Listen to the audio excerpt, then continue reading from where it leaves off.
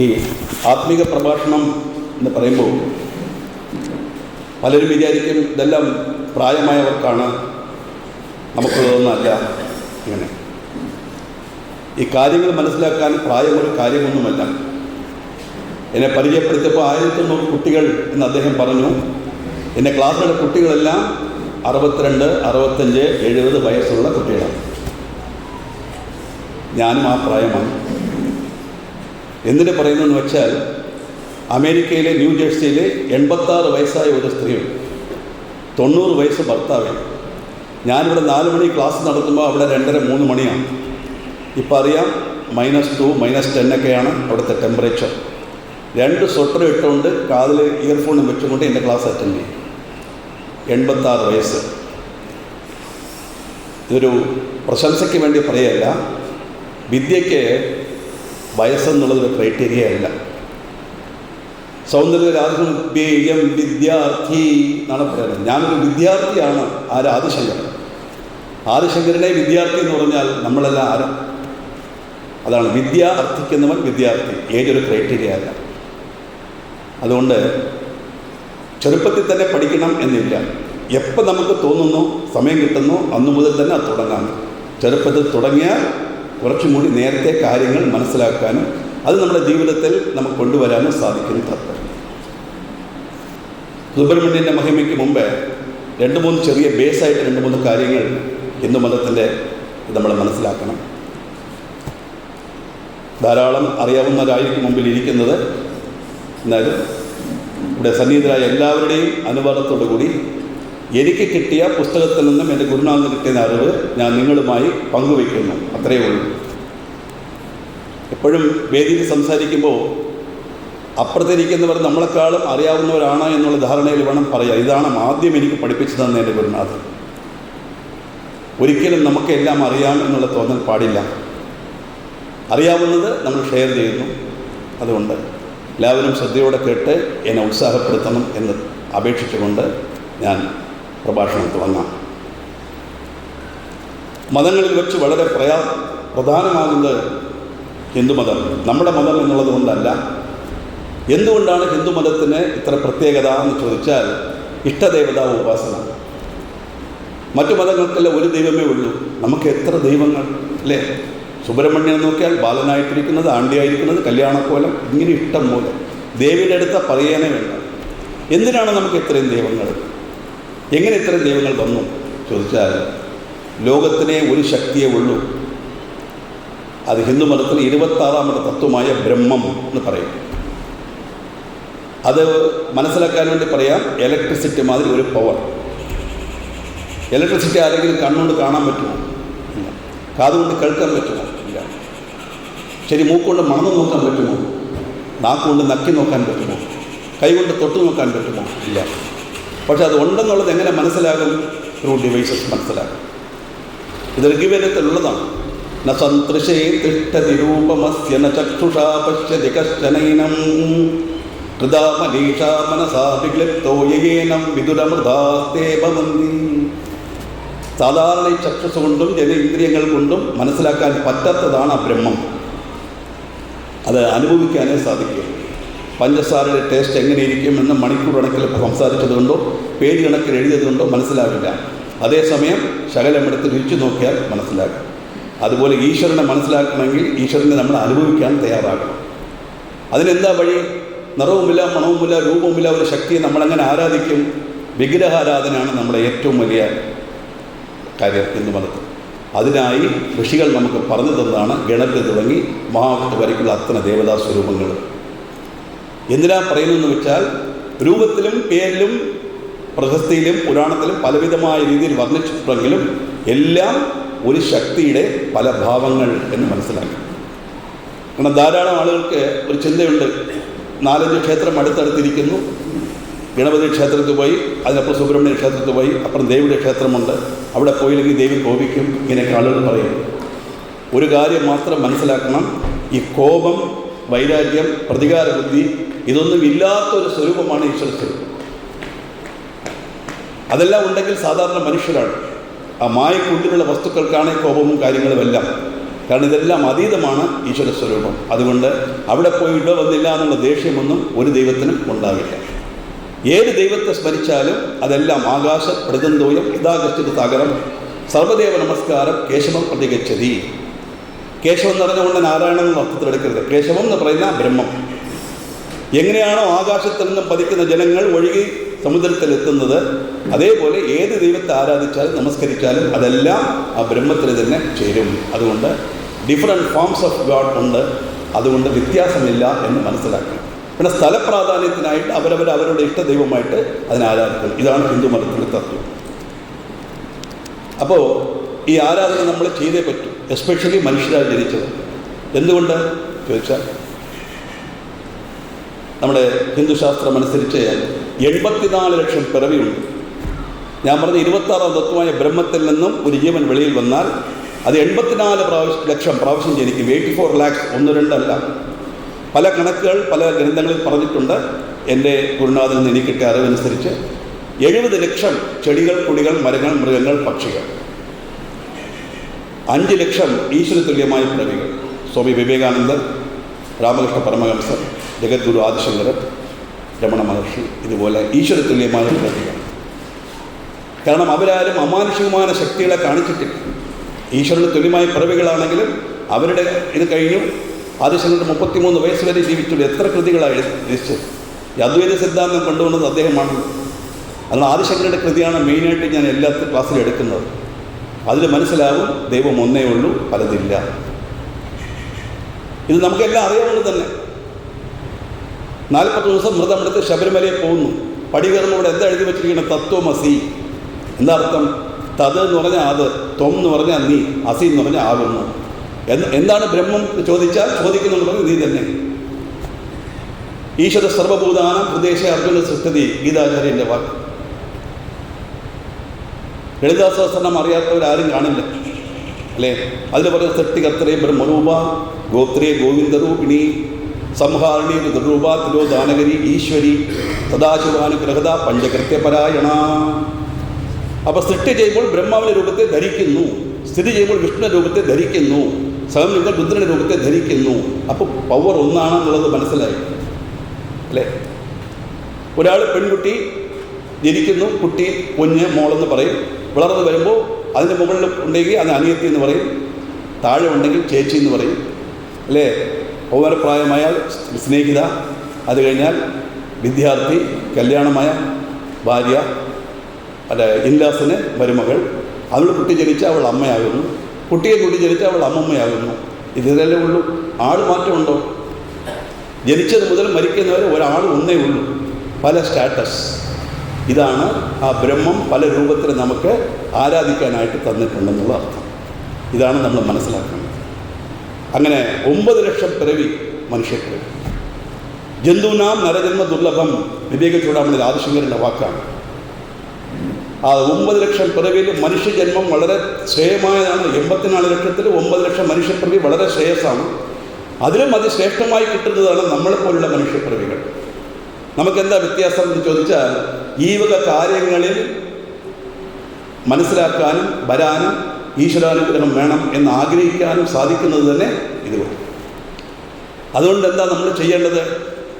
പൂന്താനം ജ്ഞാനപ്പാനയിൽ പറയുന്നില്ലേ, ഗുരുനാഥൻ തുണ ചെയ്യുക സന്തതം, തിരുനാമം നാവിന്മേൽ എപ്പോഴും, പിരിയാതിരിക്കണം നമ്മുടെ നരജന്മം സഫലമാക്കിയിടുവാൻ. അപ്പോൾ ഈശ്വരനാമം ചൊല്ലിയാൽ മാത്രമേ, ഈശ്വര വിചാരം എന്ത് നാമം അദ്ദേഹം പറഞ്ഞില്ല. ദേ കൃഷ്ണ കൃഷ്ണ മുകുന്ദ ജനാർദ്ദന എന്ന് പറഞ്ഞു. ഈ ഇഷ്ടദൈവ ഉപാസനയാണല്ലോ നമ്മുടെ ഒരു പ്ലസ് പോയിന്റ്. ഏത് ദൈവത്തെ ഉച്ചരിച്ചാൽ എല്ലാം ഞാൻ പറഞ്ഞ പോലെ അവിടെ പോകും. അതുകൊണ്ട് അത് പറഞ്ഞില്ലെങ്കിൽ ഈ നരജന്മം വ്യർത്ഥം, സഫലമാക്കണം എന്നാണ് പറയുന്നത്. അങ്ങനെ മോക്ഷപ്രാപ്തിക്ക് എളുപ്പ വഴി മനുഷ്യജന്മം എന്നാണ് പറയുന്നത്. ഇപ്പോൾ ജന്മം എന്ന് പറഞ്ഞാൽ എന്താന്ന് പറഞ്ഞാൽ ജനനത്തെയും മരണത്തെയും കുറിക്കും. ജനന മരണം ഒരു നാണയത്തിൻ്റെ 2 വശന്മാരെ ദ്വന്ദ്ങ്ങൾ എന്ന് പറയും. സുഖമുണ്ടെങ്കിൽ ദുഃഖമുണ്ട്, ഒരു ഉയർവുണ്ടെങ്കിൽ ഒരു താഴ്ചണം, ഒരു കയറ്റമുണ്ടെങ്കിൽ ഇറക്കമുണ്ടാകും, ലാഭമുണ്ടെങ്കിൽ നഷ്ടമുണ്ടാകും. ഒന്ന് മാത്രമായിട്ട് ഒരിക്കലും കിട്ടില്ല. പാപമുണ്ടെങ്കിൽ പുണ്യമുണ്ടാകും. അപ്പോൾ എങ്ങനെയാണ് ഈ പിറവികൾ കിട്ടുന്നത് ചോദിച്ചാൽ, മഹാപ്രളയകാലത്ത് എല്ലാ ജീവജാലങ്ങളും സമുദ്രത്തിലടിയിൽ വെള്ളത്തിലാവുകയും അടുത്ത സൃഷ്ടി തുടങ്ങുമ്പോൾ ഒരു പാപപുണ്യ ഫലമനുസരിച്ച് ജന്മങ്ങൾ കിട്ടുകയും ചെയ്യും. ഇതാണ് നമ്മുടെ ശാസ്ത്രം പറയുന്നത്. പാപം മറ്റും ചെയ്താൽ നേരത്തെ പറഞ്ഞ മാതിരി 70 ലക്ഷം പിറവികൾ, ചെടികൾ, കൊടികൾ, മരങ്ങൾ, മൃഗങ്ങൾ, പക്ഷികൾ. പുണ്യം മാത്രം ചെയ്താൽ ഈശ്വരതുല്യമായ പിറവികൾ 5 ലക്ഷം. പാപപുണ്യം മിശ്രിതമായ മനുഷ്യപ്പിറവികൾ. അല്ല, പാപം കുറച്ച് ചെയ്ത് പുണ്യം ധാരാളം ചെയ്താൽ നമ്മളെപ്പോലെ ഈശ്വര വിചാരത്തോടുള്ള മനുഷ്യപ്പിറവികൾ ഉണ്ടാകും. ഇതാണ് നമ്മൾ ആദ്യം മനസ്സിലാക്കേണ്ടത്. അപ്പോൾ നമുക്ക് തോന്നും, സാധാരണ എല്ലാവർക്കും ഒരു സംശയം ഉണ്ടാവും. ധാരാളം അമ്പലത്തിൽ പോകുന്നവർ സപ്താഹം ഒരെണ്ണം പോലും വിടില്ല. നാരായണീയം എവിടെ നടന്നാലും പോകും, എന്ത് പ്രഭാഷണം ഉണ്ടെങ്കിലും പോകും. ഇങ്ങനെയൊക്കെ ഈശ്വരനുമായിട്ട് അടുത്തടുത്ത് അങ്ങനെ ഇരിക്കുന്നവർക്ക് മുട്ടുവേദന, നടുവേദന, കുടുംബത്തിലാകെ പ്രശ്നം, അല്ലേ? സാധാരണ അങ്ങനെ തോന്നുന്നില്ലേ? അപ്പോൾ നമുക്ക് തോന്നും മറ്റുള്ളവർ കളിയാക്കും. നമ്മുടെ വലിയ ദേവസ്ഥാന സമയത്ത് കഥയിലും കളിയാക്കലാണ് മെയിൻ. അതിനാണ് ഞാൻ പറഞ്ഞു വരുന്നത്.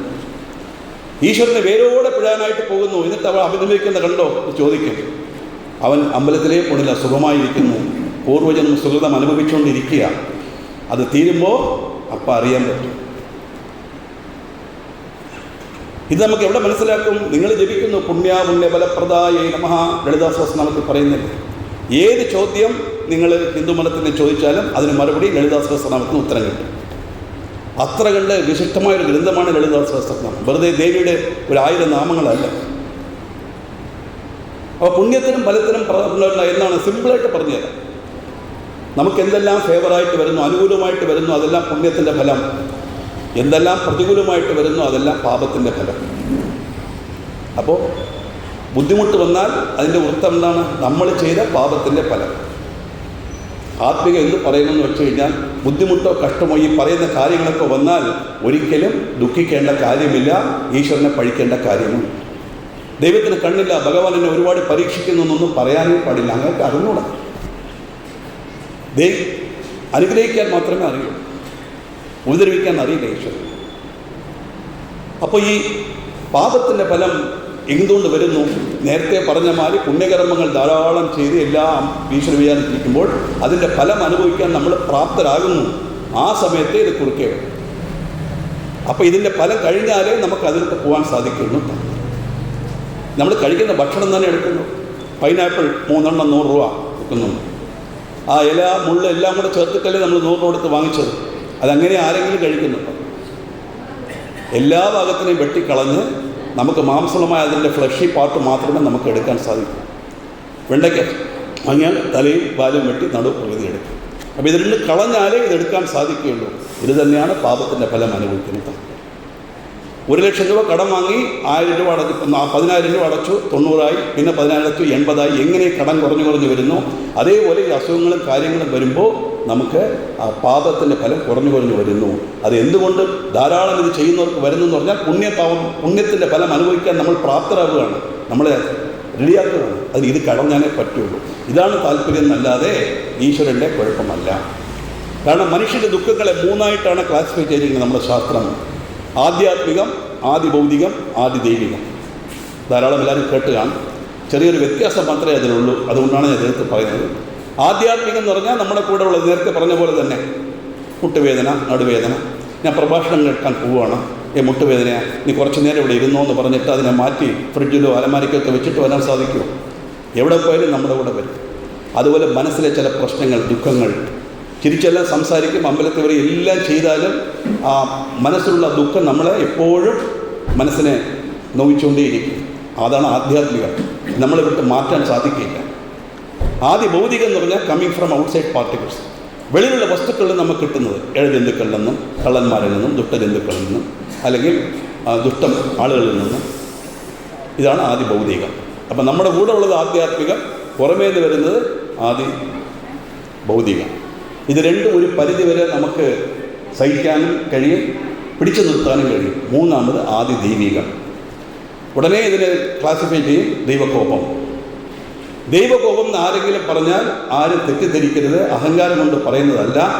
ദൈവകോപം എന്ന വാക്ക് ഉച്ചരിച്ചാൽ ദൈവത്തെപ്പറ്റി ഒന്നും അറിയില്ല എന്നർത്ഥം.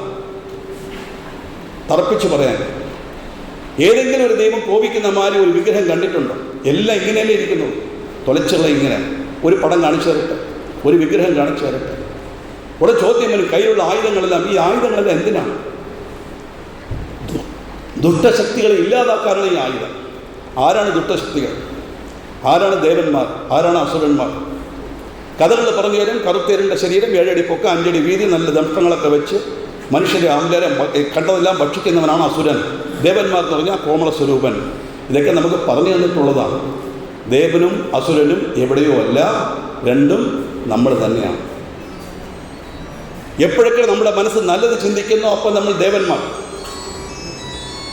എപ്പോഴൊക്കെ നമ്മുടെ മനസ്സ് ദുഷിച്ച ചിന്തയിൽ വരുന്നു അപ്പോൾ നമ്മൾ അസുരന്മാർ. ഇതിലാരും എക്സംപ്റ്റഡ് അല്ല. പെട്ടെന്ന് കഴിഞ്ഞ് ഇതെല്ലാം കഴിഞ്ഞ് അവിടെ പെടുന്ന ഒരു ആട്ടോ കൈ കാണിച്ചു നിർത്തിയില്ല, എപ്പോഴെന്ന് വരുന്നു ഇവൻ, ദേഷ്യം വരുന്നുമില്ല, അപ്പോൾ അസുരനായി മാറും. ഇവിടെ ഇരിക്കുമ്പോൾ ദേവനായിട്ട് എല്ലാം കേൾക്കും, അവിടെ പോകുമ്പോൾ അസുരനായിട്ട് മാറും. ഈ അസുരവൃത്തി ഇല്ലാതാക്കാനുള്ള ഈ ആയുധങ്ങൾ നല്ലാതെ ഏത് പടം നോക്കിയാലും മഹിഷാസുര മർദ്ദിനി നോക്കിയാൽ ആ ശൂലം വെച്ചുകൊണ്ട് മഹിഷാസുരനെയാണ് നോക്കുന്നത്, നമ്മളെ. ആദിശങ്കരൻ അതിൽ പറയുന്നുണ്ട്, ആ പാശം അങ്കുശം എല്ലാം മറ്റുള്ളവരോട് മതി, എന്നോട് അനുഗ്രഹം മാത്രം മതി. അതുകൊണ്ട് ദൈവകോപം അതല്ല, ദൈവകോപം എന്നൊന്നുമില്ല. അപ്പോൾ എന്താണ് ആദ്യ ദൈവികം? അതിന് മറുപടി പറയണമല്ലോ. Natural calamity, earthquake, flood, cyclone, ഇതെല്ലാം പ്രകൃതിയിൽ നിന്നുണ്ടാകുന്ന ക്ഷോഭങ്ങളാണ്. അത് മുഖേന വരുന്ന ദുഃഖങ്ങളെയാണ് ആദി ദൈവികം എന്ന് പറയുന്നത്. ഇപ്പം നമ്മുടെ കൂടെ ഉള്ളത് ആധ്യാത്മികം, പുറമേയുള്ള വസ്തുക്കളിൽ നിന്ന് വരുന്നത് ആദി ഭൗതികം, പ്രകൃതിയാവുള്ളത് നാച്ചുറലായിട്ടുള്ള നാച്ചുറൽ കലാമിറ്റി ആദി ദൈവികം. ഈ മൂന്നിൽ നിന്നും ശാന്തി കിട്ടാൻ വേണ്ടിയാണ് ശാന്തി മന്ത്രം 3 പ്രാവശ്യമുണ്ട്. ഓം ശാന്തി ശാന്തി ശാന്തി. ആധ്യാത്മികമായ ദുഃഖത്തിൽ നിന്നും ശാന്തി, ആദി ഭൗതികമായ ദുഃഖത്തിൽ നിന്നും ശാന്തി, ആദി ദൈവികമായ ദുഃഖത്തിൽ നിന്നും ശാന്തി എന്നല്ലാതെ ഇതെല്ലാം നമ്മുടെ പാപപുണ്യ ഫലമനുസരിച്ച് ഉള്ളതാണ്. എന്ത് സാർ ഇങ്ങനെ പറയുന്നത്? ഞാൻ ഇന്ന് പാപം ചെയ്തു, മനസ്സറിഞ്ഞ് നമ്മളൊന്നും ചെയ്തിട്ടില്ല അല്ലേ? മനസ്സറിഞ്ഞ് ഒരു പാപം നമ്മളാരും മിക്കവാറും ആരും ചെയ്യാറില്ല. പിന്നെ എങ്ങനെ നമ്മൾ ഈ പാപം അനുഭവിക്കേണ്ടി വരുന്നു? കഴിഞ്ഞ ജന്മത്തിലോ സഞ്ചിതം ആഗാമി പ്രാകൃതം എന്ന് പറയുന്നു. മനുസ്മൃതിയിലെ പഞ്ചമഹാപാതകങ്ങൾ 5 പറയുന്നുണ്ട്. സ്വർണസ്ഥേയം, സുരാപാനം, അനൃതവചനം, ഗുരുപത്നി ഗമനം. 4 പഞ്ചമഹാപാതകം 4 സ്വർണസ്ഥേയം, സുരാപാനം, അനൃതവചനം, ഗുരുപത്നി ഗമനം. ബാക്കി 5 എന്താണ് ചോദിച്ചാൽ, ഈ 4 ചെയ്യുന്നവനുമായി സംസാരിക്കുകയോ സംസർഗം കൂടുകയോ ചെയ്താൽ ആ പാപം നമുക്ക് വരും. അതാണ് 5ാമത്തെ പാപം. നമ്മൾ സുരാപാനം ചെയ്തിട്ടില്ല. സ്വർണ്ണസ്ഥയം എന്ന് പറഞ്ഞാൽ മോഷണം എന്നാണ് അർത്ഥം. സ്വർണം മാത്രം മോഷ്ടിക്കുക എന്നല്ല, എന്തൊരു വസ്തു മോഷ്ടിച്ചാലും മഹാപാപം തന്നെയാണ്. സുരാപാനം മദ്യപാനം. അനൃതവചനം കള്ളം പറയുന്നത് മഹാപാപത്തിലുള്ളതാണ്. കള്ളം പറയുന്നത് ഒരിക്കലും അനൃതവചനം പറയരുത്. ഗുരുപത്നി ഗമനം, പണ്ട് ഗുരുകുല വിദ്യാഭ്യാസമായതുകൊണ്ട് ആ ഗുരുപത്നി ഗമനം എന്നുണ്ടായിരുന്നു. ഇപ്പോൾ അതിനുള്ള ചാൻസസ് എല്ലാം കുറവാണ്. ഇപ്പം നമ്മൾ അറിയാതെയാണ് ഇപ്പോഴത്തേക്ക് ഇത് തന്നെ വന്നു, പുണ്യകർമ്മത്തിന് വരികയാണ്. പയ്യന്നൂർ സുബ്രഹ്മണ്യ സ്വാമി ക്ഷേത്രത്തിൽ പ്രഭാഷണം നടക്കുന്നു പറഞ്ഞ് ആട്ടോയിൽ കൈ കാണിച്ച് കയറിയിരുന്നു. എവിടെയെന്ന് ചോദിക്കുന്നു, അമ്പലത്തിൽ പോകണമെന്ന് പറഞ്ഞു. ആ എവിടെയെന്ന് ചോദിക്കുമ്പോൾ നല്ല രീതിയിലാണ് ഇരിക്കുന്നതെങ്കിൽ ആ സ്മെല്ല് നമ്മുടെ മൂക്കിൽ വരുമോ ഇല്ലേ? ഉടനെ നമ്മളിങ്ങനെ പുറകോട്ട് പോവില്ലേ? നമ്മൾ മദ്യപാനം ചെയ്തതിൻ്റെ ഒരു അംശം അവിടെ വന്നു. ശാസ്ത്രമാണ് ഞാൻ പറയുന്നത് കേട്ടോ. ഇങ്ങനെ നോക്കി ജീവിക്കാൻ സാധിക്കില്ല, അത് വേറെ വിഷയം. ഒരാൾ വരുമ്പോൾ വരെ പോലീസ് പറയണം വരെ ഊതി നോക്കണമെന്ന് പറഞ്ഞാൽ ആട്ടോയിൽ കയറാൻ പറ്റുമോ? പറ്റൂല. ഇങ്ങനെ നമ്മൾ അറിയാതെ പാപങ്ങൾ ധാരാളം വരും. ആ പാപങ്ങളുടെ ഫലമാണ് നമ്മൾ അനുഭവിക്കുന്നതല്ലാതെ മറ്റൊരു വ്യക്തി നമ്മുടെ ദുഃഖത്തിനോ നഷ്ടത്തിനോ മറ്റൊരു വ്യക്തി ഇതിന് കാരണമല്ല എന്നുള്ളത് നമ്മൾ ആദ്യം മനസ്സിലാക്കണം. ഒരാൾ ജനിക്കുമ്പോഴേ അയാളുടെ മരണത്തീയതി അവിടെ എഴുതി വെച്ചിട്ടാണ് അയക്കുന്നത്. നമുക്കറിഞ്ഞൂടാ. സാധാരണ പറയും it is not written, it is inscribed. പറയും കൊത്തി വെച്ചിരിക്കാത്ത ആൾ അഴിക്കാൻ പറ്റില്ല. ഒരാൾ ഇന്ന സമയത്ത് മരിക്കണം എന്ന് പറഞ്ഞാൽ മരിക്കും. അതൊരു പെൺകുട്ടി കല്യാണം കഴിഞ്ഞ് വന്നതുകൊണ്ടോ അല്ലെങ്കിൽ ഒരു ആൺ ആ കുടുംബത്തെ മരുമകനായി വന്നതുകൊണ്ടോ അല്ല. പഴിചാരരുത്. പരദൂഷണം ഒരിക്കലും പാടില്ല. ആദിശങ്കരൻ ശിവാനന്ദഗിരി പറയുമ്പോൾ ഭക്തിയുടെ ലക്ഷണം എന്താണെന്ന് വന്ദിക്കുന്നു. ശിവാനന്ദഗിരി നമ്മൾ ശിവൻ എന്ന് കേട്ടാൽ ഉടനെ ഉഗ്രമൂർത്തിയാണ്, സംഹാരമൂർത്തിയാണ്. അങ്ങനെ സംഹാരം എന്ന വാക്കിന് എന്താ അർത്ഥം? കൊടുത്തത് തിരിച്ചെടുക്കുക, അല്ല നശിപ്പിക്കുക എന്നർത്ഥം വരും. ഈ ശരീരത്തിലുള്ള ജീവനെ വെച്ച് ഇങ്ങോട്ട് അയച്ചത് ഈശ്വരൻ. ആ ഈശ്വരൻ തന്നെ ഈ ജീവനെ എടുക്കുന്നു, നമുക്ക് സ്വന്തമല്ല. അതുകൊണ്ടല്ലേ ആത്മഹത്യാ സമം ഫെയിലൂറായ കേസെടുക്കുന്നത്. ഒരു കുട്ടിയെ ജനിപ്പിക്കാനും 10 മാസം ചുമക്കാനും പെറ്റെടുക്കാനും അമ്മയ്ക്ക് അധികാരമുണ്ട്, കൊല്ലാൻ അധികാരമുണ്ട്. കാരണം അവർക്കുള്ള അധികാരമാണ്. അതാണ് സംഹാരമൂർത്തി എന്നർത്ഥം. അപ്പോൾ ഈ നമ്മൾ പാപപുണ്യത്തിൻ്റെ ഫലം രണ്ടും വരുന്നുണ്ട്. പുണ്യത്തിൻ്റെ ഫലം അനുഭവിക്കില്ലെങ്കിൽ പാപത്തിൻ്റെ ഫലം ഇല്ലാതാകണം. അങ്ങനെയാണ് നമ്മൾ അറിയാണ്ട് വരുന്ന പാപങ്ങൾ. അതിനെ മറികടക്കാണ് താല്പര്യം എന്നല്ലാതെ നമുക്ക് വരുന്ന കഷ്ടമോ ദുഃഖമോ നമ്മുടെ പാപത്തിന് വാട്ട് വി സോ വി വിതച്ചത് കൊയ്യും എന്ന് പറയില്ലേ. നമ്മൾ ചെയ്തിട്ട് പിന്നെ മറ്റോട്ട് കുറ്റപ്പെടുത്തുന്ന കാര്യമില്ല. അതുകൊണ്ട് ഒരിക്കലും അങ്ങനെ ഒരു പഴി ആരെയും ചാരരുന്നു. ഭക്തിയുടെ ലക്ഷണം പറയുമ്പോൾ ആദ്യം ഒരു ഭക്തൻ എങ്ങനെ ഭക്തനെന്ന് അവനെ മനസ്സിലാക്കാം ചോദിച്ചാൽ, പരദൂഷണം പറയാതിരിക്കുന്നതാണ് ആദ്യത്തെ ഭക്തിയുടെ ലക്ഷണം. ആദിശങ്കരൻ്റെ വാക്കാണ്. അത് സമർത്ഥിക്കാനായിട്ട് പുരാണത്തിൽ ഒരു കഥയുണ്ട്. അതും കൂടി കഴിഞ്ഞിട്ട് നമുക്ക് സുബ്രഹ്മണ്യ അവതാരത്തിലോട്ട് പോവാം. ഒരു മഹാരാജാവ്, ധർമ്മിഷ്ഠനായ മഹാരാജാവ്, തൻ്റെ പ്രജകളെല്ലാം സ്വന്തം കുട്ടികളെപ്പോലെ സംരക്ഷിച്ചു വന്നു. ദേവിമാർക്ക് പറയും ഔരസാൻ പുത്രാൻ എന്ന് പറയും.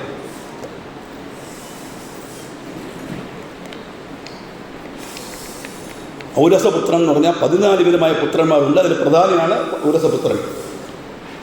സ്വന്തം ഭാര്യയുടെ ഉദരത്തിൽ സ്വന്തം രക്തത്തിൽ ജനിച്ച പുത്രൻ, അതാണ് ഔരസപുത്രൻ. അതിനാണല്ലോ കൂടുതൽ അഫെക്ഷൻ വരുന്നത്, രക്തബന്ധം, പാശം വരുന്നില്ലേ. അങ്ങനെ പ്രജകളെ മാത്രമല്ല കന്നുകാലികളെയും അതേപോലെ സംരക്ഷിച്ചു വന്നു ആ മഹാരാജാവ്.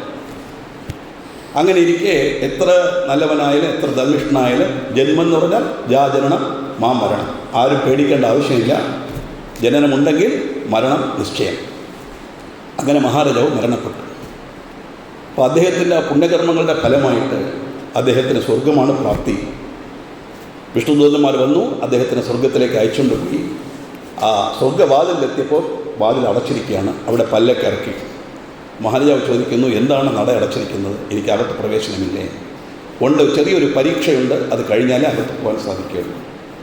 എന്താണ് പരീക്ഷ? അപ്പം അതാ നോക്ക്, ചാണകം കൊണ്ടൊരു വലിയ മല. ഈ ചാണകം മുഴുവൻ അങ്ങ് ഭക്ഷിക്കണം. മഹാരാജാവ് പറഞ്ഞു, ഞാൻ ചെയ്യാം, സ്വർഗം കിട്ടണമെങ്കിൽ എന്തൊക്കെ ചെയ്യാം, അപ്പോഴേ കാരണം എന്തെന്ന് അറിയാൻ കൊള്ളാം. അപ്പോൾ പറയും, ധർമ്മിഷ്ഠനായ മഹാരാജാവ് ചോദിക്കുന്നതുകൊണ്ട് കാരണം പറഞ്ഞു തരാം.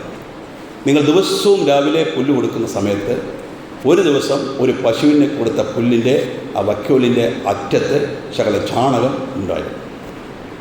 രാജാവ് അറിഞ്ഞില്ല, പശു അത് കഴിച്ചു. അറിഞ്ഞുകൊണ്ട് ചെയ്തതല്ലല്ലോ, പക്ഷേ അതിനുള്ള പ്രായശ്ചിത്തം ഈ മല മുഴുവൻ കഴിക്കും.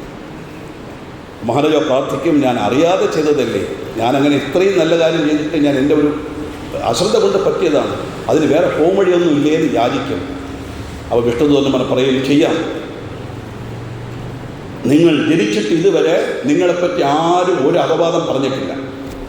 എല്ലാവരും ധർമ്മിഷ്ഠൻ പ്രശംസിക്കുകയാണ് ചെയ്യുന്നത്. ജനങ്ങൾ മുഴുവൻ ഒരേ ഏകകണ്ഠമായി നിങ്ങളെ കുറ്റപ്പെടുത്തുന്ന രീതിയിൽ നിങ്ങളൊരു കാര്യം ചെയ്യണം. 5 മിനിറ്റ് സമയം തരാം എന്ന് പറഞ്ഞ് ജീവൻ കൊടുത്തു. ബുദ്ധിയല്ലേ മഹാരാജാവിന്, ബുദ്ധിയുള്ള ആളല്ലേ, ശരിയും സമ്മതിച്ചു. ആ ജഡം വെച്ച് അടക്കം ചെയ്യാൻ തയ്യാറാക്കുമ്പോൾ മഹാരാജാവ് ചാടി എണീറ്റു. എന്തൊരു സന്തോഷം ജനങ്ങൾക്കും രാജ്യക്കല്ല. മരിച്ച ഒരാൾ ജീവിച്ചു വരിക എന്ന് വെച്ചാൽ ഉടനെ 5 മിനിറ്റ് സമയമുള്ളൂ. ഉടൻ മന്ത്രിയെ വിളിച്ചു, കൊട്ടാരത്തിന് ആനയെ കൊണ്ടുവരാൻ പറഞ്ഞു. ആന കൊണ്ടുവന്ന് ആനപ്പുറത്ത് കയറാൻ നോക്കിയപ്പോൾ ഭാര്യ വന്നു, നീ വേണ്ടെന്ന് സഹോദരിയെ വിളിച്ച് ആ ഭാര്യയുടെ സ്ഥാനത്തിലിരുത്തി അദ്ദേഹം പ്രൊസഷൻ നടത്തി.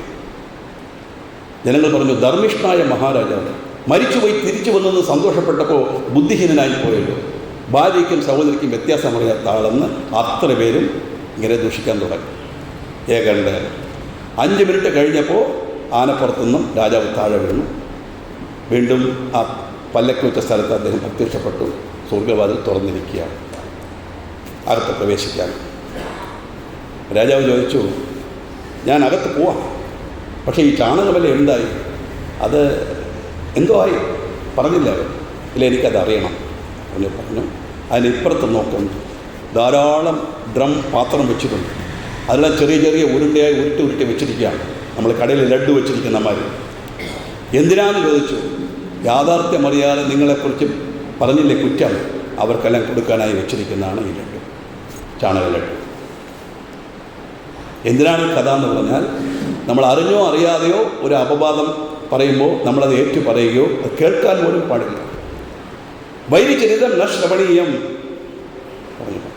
നമുക്കൊരാളെ ഇഷ്ടപ്പെട്ടില്ലെങ്കിൽ അയാളെക്കുറിച്ചുള്ള കാര്യം അന്വേഷിക്കാനേ നിൽക്കരുത്, പറഞ്ഞാൽ കേൾക്കണ്ടെന്ന് പറയണം. അതാണ് ദുര്യോധനൻ പറഞ്ഞു, കൊറ്റിന് വകയില്ലാഞ്ഞിട്ടവനൊരു കൊറ്റിപ്പക്ഷി കണക്കെ വലഞ്ഞോ എന്ന് ചോദിക്കുന്നു ഭീമസേനെ പറ്റി. ദുര്യോധന ഭീമനോടാണ് ഏറ്റവും ദേഷ്യം. വൈരിചരിതം ന ശ്രവണീയം. അപ്പം ഇങ്ങനെ പല രീതിയിൽ നമുക്ക് പാപങ്ങൾ വരാം. നമ്മൾ അറിഞ്ഞ് ചെയ്തില്ലെങ്കിലും അവരുടെ ആളുകളെ പറഞ്ഞിട്ട് കാര്യമില്ല. മഹാരാജാവ് ചെയ്തു തന്നെയാണ് അവർ പറഞ്ഞത്. എന്നാൽ യാഥാർത്ഥ്യം അറിയാതെ പറഞ്ഞത് കൊണ്ട് അത് മോശമായി പോയി. അപ്പം ഇങ്ങനെ പാപപുണ്യത്തിൻ്റെ ഫലം നമ്മൾ അനുഭവിക്കണം. എന്തെല്ലാം പുണ്യമായിട്ട് വരുന്നു അതെല്ലാം നമുക്ക് ഫേവറായിട്ട് വരുന്നു, അതെല്ലാം പുണ്യത്തിൻ്റെ ഫലം. എന്തെല്ലാം നമുക്ക് അൺഫേവറായിട്ട് വരുന്നു അതെല്ലാം പാപത്തിൻ്റെ ഫലം.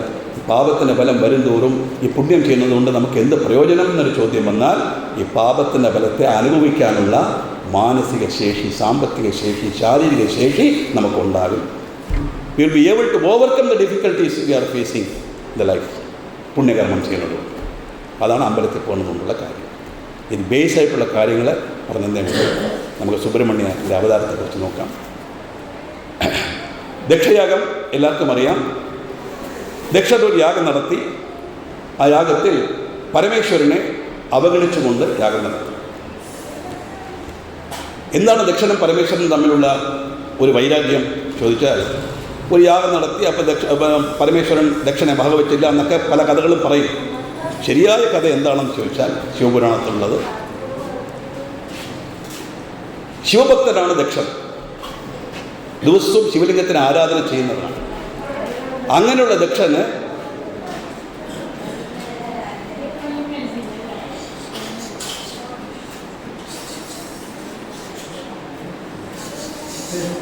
മൈക്ക് വേണോ? എല്ലാവരും കേൾക്കും, സംസാരിക്കും.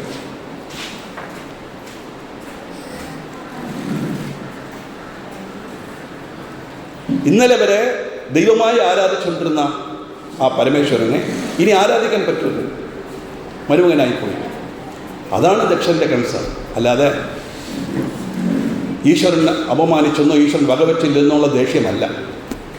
ആ ഒരു കാരണം കൊണ്ടാണ് ദക്ഷൻ ശിവൻ്റെ വിരോധിയായി കഥകളിൽ പറയുന്നത്. അങ്ങനെ ദക്ഷയാഗം നടത്തി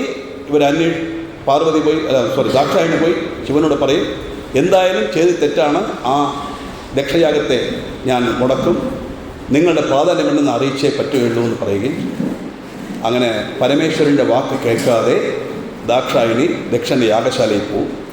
ഒരു ബഹുമാനം കൊടുത്തില്ലെന്ന് മാത്രമല്ല, ശരിക്കും അപമാനിച്ചു വിടും ദക്ഷൻ. അത് കേട്ട ദാക്ഷായണി, ഈ ദുഷ്ടൻ്റെ കാരുണ്യത്തിൽ കിട്ടിയതിൻ്റെ ഈ ജന്മം, ഈ ശരീരം പരമേശ്വരൻ്റെ പട്ടമഹിഷിയായിരിക്കാൻ യോഗ്യതയല്ല എന്ന് കരുതി ആ യാഗാഗ്നി തന്നെ ആഹുതി ചെയ്തു. ദാക്ഷായണി അന്തർധാനമായി. കാര്യമറിഞ്ഞ പരമേശ്വരൻ വീരഭദ്രനെ സൃഷ്ടിക്കുകയും അദ്ദേഹം വന്ന് യാഗത്തിനെ നശിപ്പിക്കുകയും ചെയ്തു. പിന്നെ അവസാനം എരുമത്തല വെച്ച് അതൊക്കെ ചെയ്തു എന്നുള്ളത് ദക്ഷൻ്റെ കഥ. ആടിൻ്റെ തല വെച്ചു എന്നുള്ളത്. ദാക്ഷായണി അന്തർധാനമായി. പരമേശ്വരൻ തപസ്സിലും പോയി. കാരണം എന്താ? സൗന്ദര്യത്തിലെ ആദ്യത്തെ ശ്ലോകം, ശിവശക്തിയായുക്തോ യതിഭവതി ശക്തപ്രഭവിതം നചേ ദൈവം ദേവോ നകല് കുശല സ്പന്ദിതുമപി. ശക്തിയില്ലെങ്കിൽ ശിവന് പോലും അനങ്ങാൻ പറ്റില്ല. അത്ര കണ്ട് പ്രാധാന്യമാണ് സ്ത്രീകൾക്കുള്ളത്. അത് മനസ്സിലാക്കണം. രാമായണത്തിൻ്റെ പരശ്രുതി പറയുമ്പോൾ സ്ത്രീകൾ സൗഖ്യമായിരിക്കണം എന്നാണ് ആദ്യം പറയുന്നത്. പുരുഷനെ പറ്റി അവിടെ ഒന്നും പറയുന്നില്ല. കാരണം ഒരു സ്ത്രീ സൗഖ്യമായിരുന്നാൽ ആ കുടുംബം സൗഖ്യമായിരിക്കും. കുടുംബം സൗഖ്യമായിരുന്നാൽ ഗ്രാമം സൗഖ്യമായിരിക്കും. ഗ്രാമം സൗഖ്യമാണെങ്കിൽ നഗരം, നഗരമാണെങ്കിൽ രാഷ്ട്രം, ലോകം മുഴുവൻ സൗഖ്യമായിരിക്കണമെങ്കിൽ ആ സ്ത്രീ സൗഖ്യമായിരിക്കണം. അത്ര പ്രാധാന്യം സ്ത്രീകൾക്ക് കൊടുക്കുന്നു. ആദിശങ്കരന് ശക്തിയില്ലെങ്കിൽ ശിവൻ അനങ്ങാൻ പോലും പറ്റില്ല. ഈ വസ്തുത മനസ്സിലാക്കി താരകാസുരൻ, ശൂരപത്മൻ, രണ്ടാസുരന്മാർ, ആ താരകാസുരൻ വരം വാങ്ങി, ശിവപുത്രൻ അല്ലാതെ ആരിൽ നിന്നും ഞാൻ വധിക്കപ്പെടാൻ പാടില്ല. കാരണം എല്ലാവരും വരം ചോദിക്കുമ്പോൾ ആദ്യം വധിക്കപ്പെടാൻ പാടില്ല എന്ന് പറയും. അത് സാധിക്കില്ല എന്ന് പറയുമ്പോൾ എന്തെങ്കിലും ഒരു കാരണം വെച്ച് വരം കൊടുക്കും. നമുക്ക് തോന്നും, എന്തിനാണ് ഇവരെല്ലാം വരം കൊടുക്കുന്നത്? ഈ വരം കൊടുക്കുന്നുണ്ടെങ്കിൽ അസുരന്മാരെ ഉപദ്രവമെല്ലാം ചെയ്യുന്നത് പറഞ്ഞാൽ തപസ് ചെയ്താൽ ഈശ്വരൻ പ്രത്യക്ഷപ്പെടണം. പ്രത്യക്ഷപ്പെട്ടാൽ ആ തപസ്സിൻ്റെ ആഗ്രഹം എന്തോ അത് സാധിച്ചു കൊടുക്കണം. അത് അവർക്കൊന്നും മാറ്റി പറയാൻ പറ്റില്ല. അതാണ് ഈശ്വര സ്വരൂപം. അങ്ങനെയാണ് ഈ ഒരു താരകാസുരന് വരം കിട്ടി. കാരണം എന്താ? ദാക്ഷായണി അന്തർധാനമായി ശിവൻ തപസ്സിൽ പോയി ഒരിക്കലും ശിവപുത്രൻ ഒരു സന്ദർഭം വരാൻ വഴിയില്ല എന്നായിരുന്നു അവൻ്റെ ധാരണ. അങ്ങനെ ഇരിക്കെ ഇവൻ്റെ ഉപദ്രവം താങ്ങാൻ വയ്യാതായപ്പോൾ ആളുകളെല്ലാം പോയി ബ്രഹ്മദേവനെ പ്രാർത്ഥിച്ചു. ബ്രഹ്മദേവനും എല്ലാ ദേവന്മാരും വന്ന് നോക്കിയപ്പോൾ പരമേശ്വരൻ തപസ്സിലിരിക്കുകയാണ്. ഈ സമയത്ത് ദാക്ഷായണി വീണ്ടും പുനർജന്മമെടുത്ത് പർവ്വതരാജപുത്രിയായി പാർവതിയായി അവതരിച്ചു. സദാ ശിവനെ തന്നെ ഭജിച്ച് ശിവനെ തന്നെ വിവാഹം കഴിക്കണം തീരുമാനിച്ചിരിക്കുന്ന ഒരവസ്ഥയാണ്. അപ്പോൾ ശിവപാർവതി ഐക്യം നടക്കണം. പാർവതി പരിണയം നടന്നാലേ കുമാരസംഭവം ഉണ്ടാകുകയുള്ളെന്ന കാരണം കൊണ്ട് ശിവൻ്റെ തപസ് നടക്കണം. കാമദേവനെ വിളിച്ച് പറയും ശിവൻ്റെ തപസ് നടക്കണം. കാമദേവൻ പറയും പരമേശ്വരൻ്റെ തപസ് നടക്കുക എന്ന് വെച്ചാൽ അത്ര കാര്യമുള്ളതല്ല. കാരണം എന്താ? ദേഷ്യം വന്ന നെറ്റിക്കൺ കൊണ്ട് എന്നെ ദഹിപ്പിക്കും. അങ്ങനെ വരുമ്പോൾ ഞാൻ എന്താ ചെയ്യുന്നത്? ദൈവകാര്യമാണ്, നീ ചെയ്തേ പറ്റൂ എന്ന് പറയുമ്പോൾ അങ്ങനെ എല്ലാവരുടെ നിർബന്ധത്തിന് വഴങ്ങി അദ്ദേഹം ആ പുഷ്പബാണം ഇടുകയും പരമേശ്വരൻ്റെ തപസ് കലയുകയും സത്യാവസ്ഥ മനസ്സിലാക്കിയ പരമേശ്വരൻ കാമദേവനാണെന്നതിന് കാരണം ചൊല്ലി തൻ്റെ നേത്രാഗ്നി കൊണ്ട് കാമദേവനെ ദഹിപ്പിക്കുകയും ചെയ്യും. കാമദേവനെ ദഹിപ്പിച്ചപ്പോൾ എല്ലാ ദേവന്മാരും പ്രാർത്ഥന ചെയ്യും. കാമദേവൻ ദഹിച്ചു കഴിഞ്ഞാൽ ലോകത്ത് സൃഷ്ടി ഉണ്ടാവില്ലല്ലോ, നിന്നുപോവില്ലേ. അപ്പോൾ പരമേശ്വരൻ അനുഗ്രഹിക്കും. എരിച്ചത് തന്നെ, പക്ഷേ അവൻ്റെ പവർ ഭൂമിയിലുണ്ടാകും. അങ്ങനെ ശരീരമില്ലാത്ത കാമദേവനാണ് ഇന്ന് ലോകത്ത് ഇത്രയും കാര്യങ്ങൾ ചെയ്യുന്നത്. ഇപ്പോൾ ശരീരമുണ്ടെങ്കിലോ നമ്മുടെ ഗതി എന്തായിരിക്കും? ഒരു കാര്യം കൂടി മനസ്സിലാക്കണം. കാമം എന്ന് പറഞ്ഞാൽ സ്ത്രീക്ക് പുരുഷനോടോ പുരുഷനോട് സ്ത്രീയോടോ തോന്നുന്നത് മാത്രമല്ല കാമം. ഇവിടെ ഉദ്ദേശിക്കുന്ന കാമം അതാണെങ്കിൽ കാമം എന്ന വാക്കിന് ഡിസയർ, ആഗ്രഹം അല്ലേ? രാവിലെ കുളിച്ചു, പെരുമാളിനെ തൊഴണം, പെരുമാളോടുള്ള കാമം. നാരായണീയം വായിക്കണം, നാരായണീയത്തിനുള്ള കാമം. കാമം എന്ന് പറഞ്ഞാൽ ആഗ്രഹം, അത്രയേ ഉള്ളൂ. പിന്നെ എന്തുകൊണ്ടത് ദുഷ്ടശക്തിയായി കാണിക്കുന്നു? 14 ദുർഗുണങ്ങളുള്ള കാമം, ക്രോധം, ലോഭം, മോഹം, മതം, മാത്സര്യം, ഡംബം, ദർപ്പം, ഈർഷയസൂയ, ഇച്ഛ, അഹങ്കാരം, രാഗം, ദ്വേഷം. 14 soldiers which is dominating human body. എല്ലാ മനുഷ്യരക്തത്തിലും ഊറിയ 14 ദുർഗുണങ്ങളാണ്. ഇവരാണ് ശരിക്കുള്ള ശത്രുക്കൾ, ഈ അസുരന്മാരല്ല. ഈ ശത്രുക്കളെ ഇല്ലാതാക്കാൻ ഈശ്വരൻ അനുഗ്രഹം കൊണ്ടേ സാധിക്കുള്ളൂ. അതുകൊണ്ടാണ് എല്ലാ അസുരനെയും ഈശ്വരൻ പല അവതാരമെടുത്ത്, ഒന്നി ദേവി അല്ലെങ്കിൽ വിഷ്ണു അല്ലെങ്കിൽ ശിവൻ അല്ലെങ്കിൽ മുരുകൻ ആരെങ്കിലും ഒരു അവതാരമെടുത്ത് വധിച്ചു എന്ന് പറയുന്നത്. പിന്നെ കാമദേവൻ ഇരിച്ചപ്പോൾ ദിദേദേവി എന്ന് പറയും, എല്ലാവർക്കും ദേവകാര്യം നടത്താനായി തിളച്ച് എൻ്റെ ഭർത്താവാണ്, എനിക്ക് എൻ്റെ ഗതി എന്താണെന്ന് ചോദിക്കുമ്പോൾ നിൻ്റെ കണ്ണിന് മാത്രം കാണത്തക്ക രീതിയിൽ വരും. ഋതിനയന ലേഖേന വപുഷാ എന്ന ആദിശങ്കർ വർണ്ണിക്കുന്ന സൗന്ദര്യലഹരി. അങ്ങനെ കാമദഹനം കഴിഞ്ഞു. ശിവനോട് എല്ലാവരും സമാധാനിപ്പിച്ച് പാർവതി പരിണയം നടക്കും. പാർവതി പരിണയം നടന്നിരിക്കെ പരമേശ്വരൻ്റെ നേത്രാഗ്നിയിൽ നിന്നും അഗ്നി സ്ഫുരിക്കുകയും അത് 6 അഗ്നിഗോളമായിട്ട് വരികയും ചെയ്തു. ഈ 6 അഗ്നിഗോളവും വന്നപ്പോൾ അതെല്ലാം ഗംഗയിൽ നിക്ഷേപിച്ചു. ഗംഗ തിളയ്ക്കാൻ തുടങ്ങി. ഈ നേത്രാഗ്നിയെ വഹിക്കാനുള്ള ശക്തി ഗംഗയ്ക്കില്ല. ഗംഗ 6 ഗോളങ്ങളെയും ശരവണപ്പൊയ്കൾ കൊണ്ട് വിടുകയും ആ ശരവണപ്പൊയ്കൾ 6 താമരയിൽ ഈ ഗോളങ്ങളെ വയ്ക്കുകയും അതെല്ലാം ഒരു ശിശുവായി മാറുകയും ചെയ്യും. അങ്ങനെ മഹാവിഷ്ണു കാർത്തിക നക്ഷത്ര കാർത്തിക പെണ്ണുങ്ങൾ 6 പേരുണ്ട്.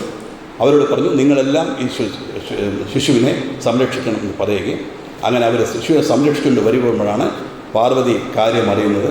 എൻ്റെ സഹയോഗമില്ലാതെ എങ്ങനെ ഇത് നടന്നു?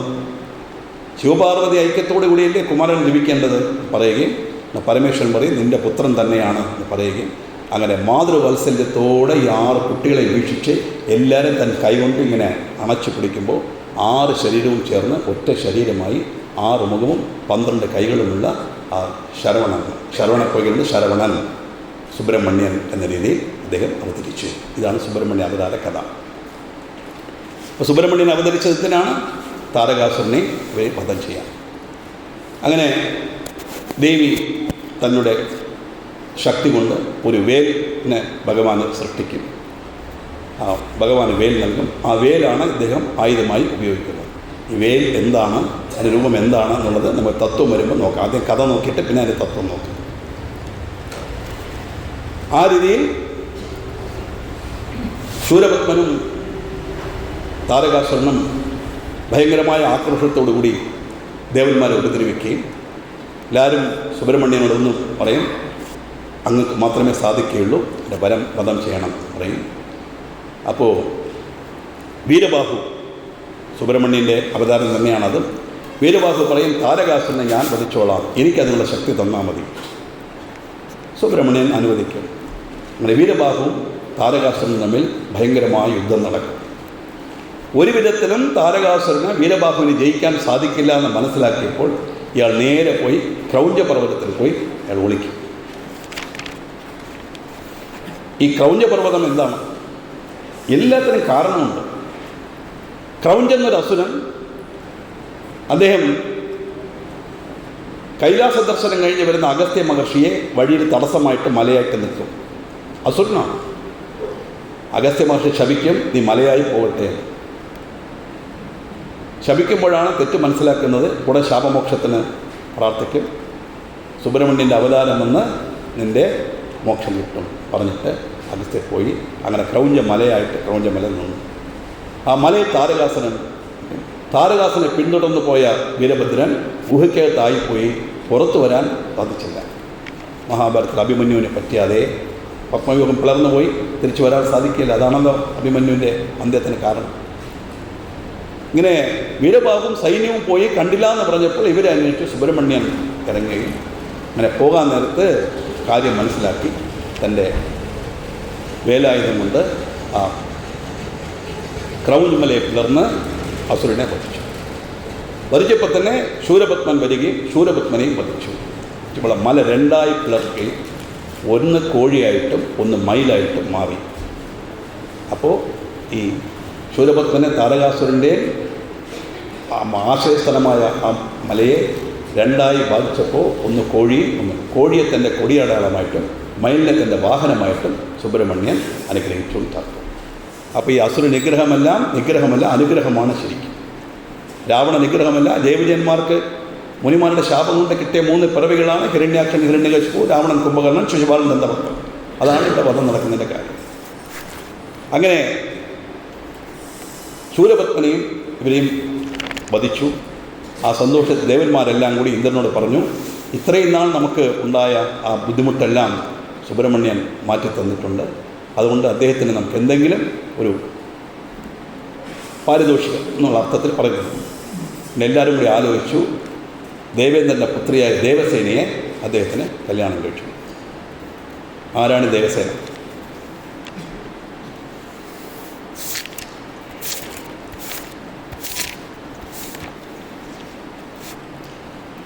ഒരിക്കൽ മഹാവിഷ്ണു കണ്ണുകളിൽ നിന്നും 2 തുള്ളി കണ്ണീർ താഴെ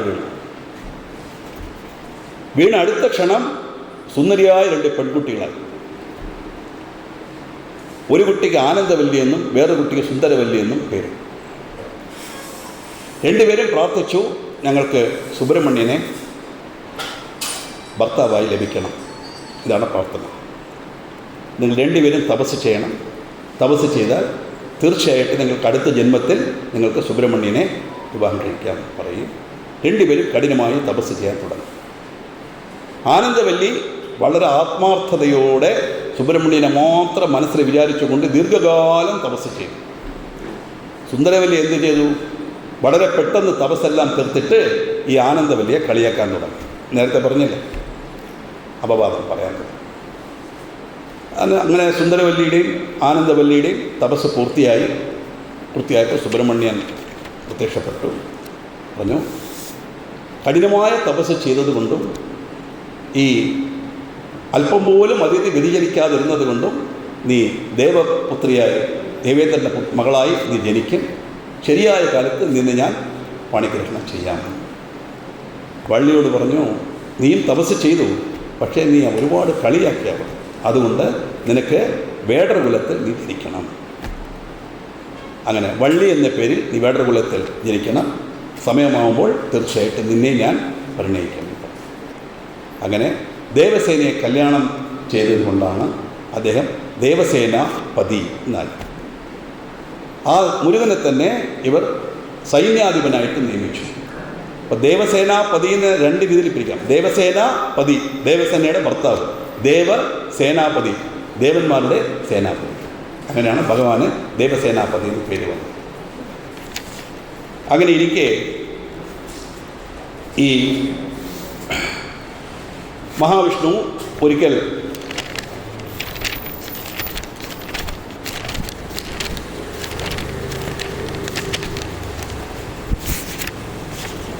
ഗർഗമുനിയുടെ വേഷത്തിൽ അദ്ദേഹം മുനിയായിട്ടിരിക്കുകയും മഹാലക്ഷ്മി ഒരു മാനിൻ്റെ വേഷത്തിൽ വരികയും ചെയ്തു. അങ്ങനെ ഇവർ ഉല്ലസിച്ച് ഇരിക്കുന്ന സമയത്ത് മുനിയുടെ തപസ് ഇളക്കുന്ന രീതിയിൽ ഈ മാൻ മുനിയുടെ മുമ്പിൽ വരികയും ആ മുനി മാനിനെ കണ്ട് മോഹിക്കുകയും ചെയ്തു. നമ്മുടെ പുരാണ ഇതിഹാസങ്ങളിലൊക്കെ ഇങ്ങനെ വരും. തപസ് ചെയ്യുമ്പോൾ അതിന് ഇറക്കാനായിട്ട് ഒന്ന് ഉർവശിരംഭത്തിലോത്തമ ഏതെങ്കിലും അപ്സരസിനെ അയച്ച് തപസ്സിനെ ഇല്ലാതാക്കും. കഥയായിട്ട് പറയുമ്പോൾ ഇതെല്ലാം സുന്ദരികളായ സ്ത്രീകൾ നമ്മൾ വിചാരിച്ചുകൊണ്ടിരിക്കുന്നു.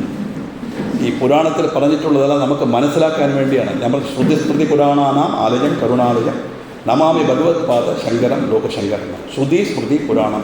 ശ്രുതി എന്ന് പറഞ്ഞാൽ വേദം. സത്യമായ വസ്തു എന്തെന്ന് പറഞ്ഞു തരുന്നത് വേദം. അതിനെ പ്രാക്ടിക്കലായിട്ട് എങ്ങനെ ചെയ്യണമെന്ന് പറഞ്ഞു തരുന്നത് സ്മൃതി. പുരാണം എന്ന് പറഞ്ഞാൽ കഥാരൂപമായി വർണ്ണിക്കുന്നത് പുരാണം.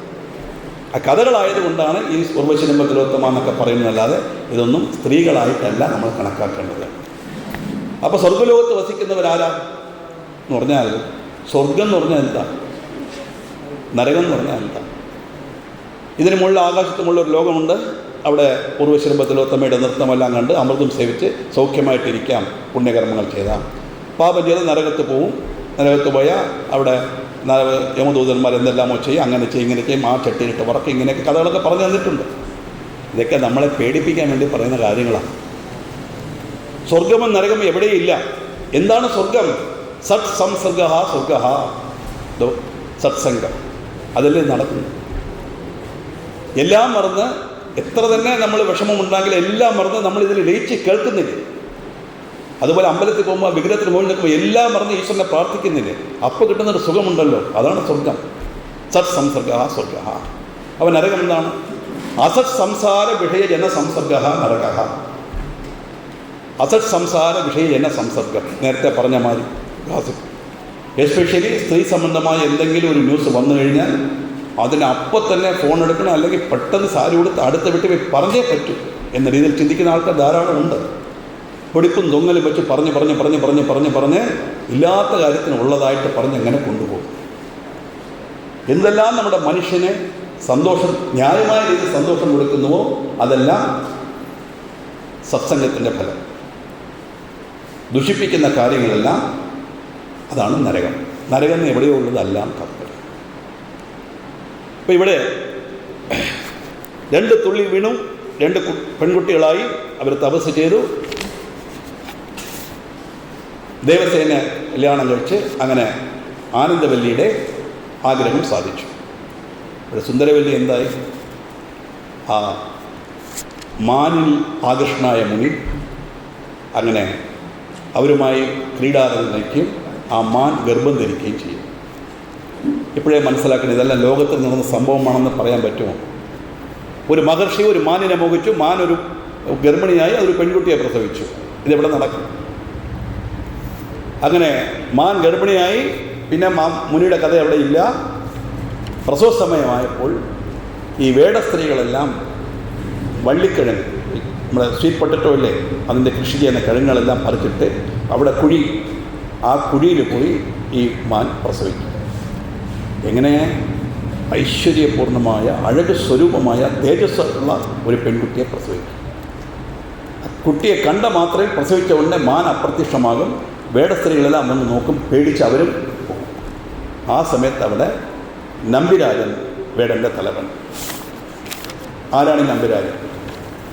എൻ്റെ ഒരു ഹാബിറ്റ് എന്താണെന്ന് വെച്ചാൽ, ഒരെണ്ണം കിട്ടിയാൽ അതിൻ്റെ ഉറവിടം എന്താണെന്ന്. ഇപ്പോൾ ലളിതാ സഹസ്രനാമം പഠിപ്പിക്കുകയാണെങ്കിൽ വെറുതെ ശ്രീമാലാജി മഹാരാജ്ഞി മാത്രം പഠിപ്പിക്കുകയല്ല. ഈ ലളിതാ സഹസ്രനാമം എന്താണ്, എവിടെ നിന്ന് കിട്ടി, ആരാർക്ക് ഉപദേശിച്ചു? ഹയഗ്രീവാഗസ്ത്യ സംവാദമായി പറഞ്ഞിട്ടുള്ളതാണ് ലളിതാ സഹസ്രനാമം. രണ്ടുപേര് തമ്മിൽ ദേവിയുടെ പ്രഭാവത്തെക്കുറിച്ച് സംസാരിക്കുന്നു. ഡയലോഗ് നടത്തം, സംവാദം എന്ന് പറയും. ഹനുമത് സഹസ്രം എന്താണ്? രാമചന്ദ്രമൂർത്തി ഹനുമാനെ സ്തുതിച്ചതാണ് ഹനുമത് സഹസ്രം. എല്ലാത്തിനും അതിൻ്റെ ഉറവിടം തേടിപ്പോണം നമ്മൾ. അങ്ങനെ ഇരിക്കെ പാൽക്കടലിൽ ചതുരംഗം കളിച്ചുകൊണ്ടിരിക്കുകയാണ് ലക്ഷ്മിയും മഹാവിഷ്ണു. കണ്ണു മഹർഷി അവരെ ദർശിക്കാനായിട്ട് വരികയും വാമനമൂർത്തിയാണ് ഇവിടെ കാവലായിട്ട് നിർത്തി ഇരിക്കുന്നത്. ഈ വാമനമൂർത്തി അവർ തടുത്തു നിർത്തി. ദൈവാജ്ഞയിലാണ് തടുത്തു നിർത്തിയാലും പിൽക്കാലത്ത് അവതാരത്തിൻ്റെ കഥകൾ വേണമല്ലോ, കഥാപാത്രം വേണമല്ലോ. അതിനുവേണ്ടിയാണ് ഇതെല്ലാം. നമ്മുടെ എല്ലാ എവരിത്തിങ് ഇസ് പ്രീ ഡിറ്റർമൈൻഡ്. നമ്മളൊന്നും നമ്മുടെ സാമർത്ഥ്യം കൊണ്ട് നേടുന്നതല്ല, ചെയ്യുന്നതുമല്ല. ഈശ്വരാനുഗ്രഹം ഉണ്ടെങ്കിൽ നമുക്കെല്ലാം നന്നായിട്ട് നടക്കുക. എല്ലാം നേരത്തെ പ്രീ ഡിറ്റർമൈൻഡാണ്. ആ രീതിയിൽ കണ്ണു മഹർഷിക്ക് ദേഷ്യം വന്നു, നീ വേടനായി ജനിക്കട്ടെ. അങ്ങനെ വേടർ കുലത്തിൽ ഈ നമ്പിരാജൻ ജനിച്ചു. തൊണ്ടമാ നാട്ടിലെ മേൽപ്പാടി എന്ന സ്ഥലം, അവിടെ ആ പർവ്വതത്തിൻ്റെ താഴ്വരയിൽ ചിറ്റൂർ എന്നൊരു സ്ഥലം, അതാണ് നമ്പിരാജൻ എന്നത്. ഈ വേടന്മാരുടെ തലവനാണ് നമ്പിരാജൻ. ഈ നമ്പിരാജൻ അദ്ദേഹത്തിൻ്റെ ഭാര്യ കൊടിച്ചി എന്ന പേര്. ഇവർ രണ്ടുപേരും 100 പുത്രന്മാരുണ്ടായിട്ടും പുത്രിയില്ല എന്ന് പറഞ്ഞ് അവർ പരമേശ്വരനെ അവർ ധ്യാനിച്ചു. അങ്ങനെ ധ്യാനിച്ച് വ്രതമെല്ലാം ഒറ്റുകൊണ്ടിരിക്കുന്ന സമയത്ത് സന്ദർഭവശാൽ ഈ വഴി നടന്നു വരുമ്പോൾ ഈ വള്ളിക്കിഴങ്ങിനെ കുഴിയിൽ കിടക്കുന്ന ശിശുവിനെ കണ്ടു. വളരെ ഐശ്വര്യമായ ഒരു കുഞ്ഞ്. തീർച്ചയായിട്ടും ദൈവം നമുക്ക് കനിഞ്ഞ് അനുഗ്രഹിച്ചതാണ്. ഈ കുട്ടിയെ കൊണ്ടുപോയി വളർത്താം എന്ന് തീരുമാനിച്ച് ആ കുട്ടിയെ കൊണ്ടുപോയി അവർ വളർത്തി. ആ വള്ളിക്കിഴങ്ങ് വളർന്ന കുഴിയിൽ ജനിച്ചതുകൊണ്ട് അവർക്ക് വള്ളി എന്ന് പേര്. ആ വള്ളിയെ ഇവർ വേടർകുലത്തിൽ വളർത്തി. 12 വയസ്സ് പ്രായമായി വള്ളിക്ക്. അപ്പോൾ വേടർകുലം അനുസരിച്ച് ചോളം കൃഷി ഉണ്ടല്ലോ, അതിനെ സംരക്ഷിക്കണം. അപ്പോൾ അതിനിവരെ ഈ പെൺകുട്ടിയെ അയക്കുകയും ആ കവണിയിൽ കല്ല് വെച്ച് പക്ഷികളെ അടിച്ച് പാട്ടുപാടി അവരങ്ങനെ കഴിയും, തോഴികളോടുകൂടി കഴിയും. അങ്ങനെയാണ് ഈ വള്ളിയുടെ ഇത് തുടങ്ങുന്നത്. അങ്ങനെ ഇരിക്കെ 12 വയസ്സ് പ്രായമായി, നല്ല കല്യാണപ്രായം. അന്നൊക്കെ 12 വയസ്സാണ് കല്യാണപ്രായം. പണ്ട് ശൈശവവിഭാഗമായിരുന്നല്ലോ അല്ലേ. 5 വയസ്സ് കുട്ടി, 7 വയസ്സ് പയ്യൻ കെട്ടിച്ച് വിട്ടേക്കും. പിന്നെ രണ്ട് വീട്ടിലിരിക്കും. പിന്നെ കുട്ടി പ്രായമായ ശേഷമേ ഭർത്താവിന് വീട്ടിൽ പോകുള്ളൂ. ഇങ്ങനെയൊക്കെയാണ് പണ്ട്. അന്നൊക്കെ എൻ്റെ അപ്പൂപ്പൻ 75 രൂപ കൊടുത്താണ് എൻ്റെ അമ്മൂമ്മയെ കല്യാണം കഴിച്ചതെന്ന് പറയും. അതാണ് വരദക്ഷിണ. അങ്ങോട്ട് കൊടുത്ത് വേണം പെണ്ണിനെ കൊണ്ടുവരാൻ. ഇന്നോ ഭീമ കല്യാണം അല്ലേ, ലക്ഷക്കണക്കിന്. കാലം മാറി. ഇപ്പോൾ തിരിച്ചായി. ശരിക്കും വധുദക്ഷിണ എന്ന് വേണം പറയാനത്. പെൺകുട്ടി അയക്കണമെങ്കിൽ ഇത്രയും കൊടുത്ത് അയക്കണം എന്നുള്ള ഇതിയായി. ഇപ്പോൾ ചോദിച്ചില്ലെങ്കിലും കൊടുക്കുന്നു, അത് വേറെ വിഷയം. അപ്പം അങ്ങനെ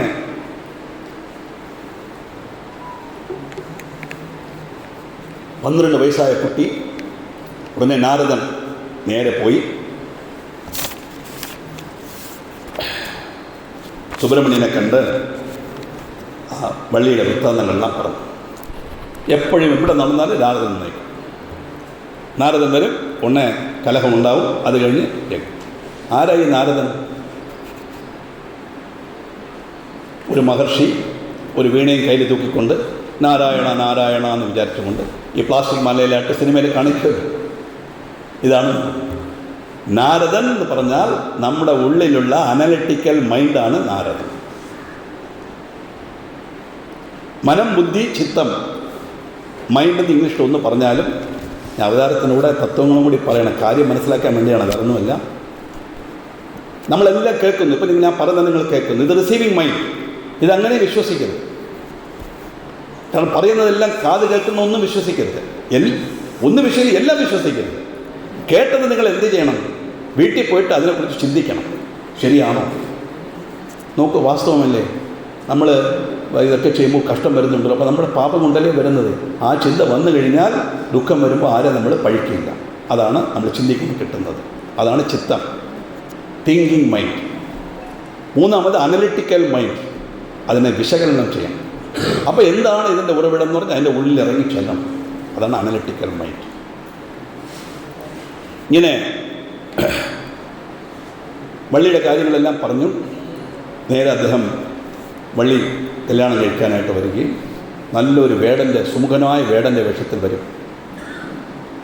വരുമ്പോൾ വള്ളി പറയും, ഒരു മൃഗത്തിനെ വേട്ടയാടിക്കൊണ്ടാണ് വരുന്നത്. ആ മൃഗം വന്ന് വള്ളി ഇരിക്കുന്ന കുടിലിൻ്റെ അവിടെ വരികയും ഇവളെ കണ്ട ഉടനെ ആ മാനിനെ ഉപേക്ഷിച്ച് വള്ളിയുടെ സൗന്ദര്യത്തെ വർണ്ണിച്ച് ഞാൻ നിന്നെ കല്യാണം കഴിക്കാൻ ആഗ്രഹിക്കുന്നു എന്ന് പറയും. അപ്പോൾ വള്ളി പറയും, എൻ്റെ വയസ്സ് 12 എൻ്റെ വിവാഹം എൻ്റെ ഇഷ്ടത്തിൽ നടക്കുന്നില്ല, അതുമല്ല ഞാൻ മനസ്സിൽ ഒരാളെ ധ്യാനിക്കുന്നുണ്ട്, ആ ഒരാളല്ലാതെ ഒരു വിവാഹത്തിന് ഞാൻ തയ്യാറാവില്ല എന്ന് പറയും. ഇങ്ങനെ ഇവർ തമ്മിൽ സംസാരിച്ചുകൊണ്ടിരിക്കുമ്പോൾ നമ്പിരാജൻ മോൾക്ക് ഭക്ഷണം കൊടുക്കാനായിട്ട് വരികയാണ്.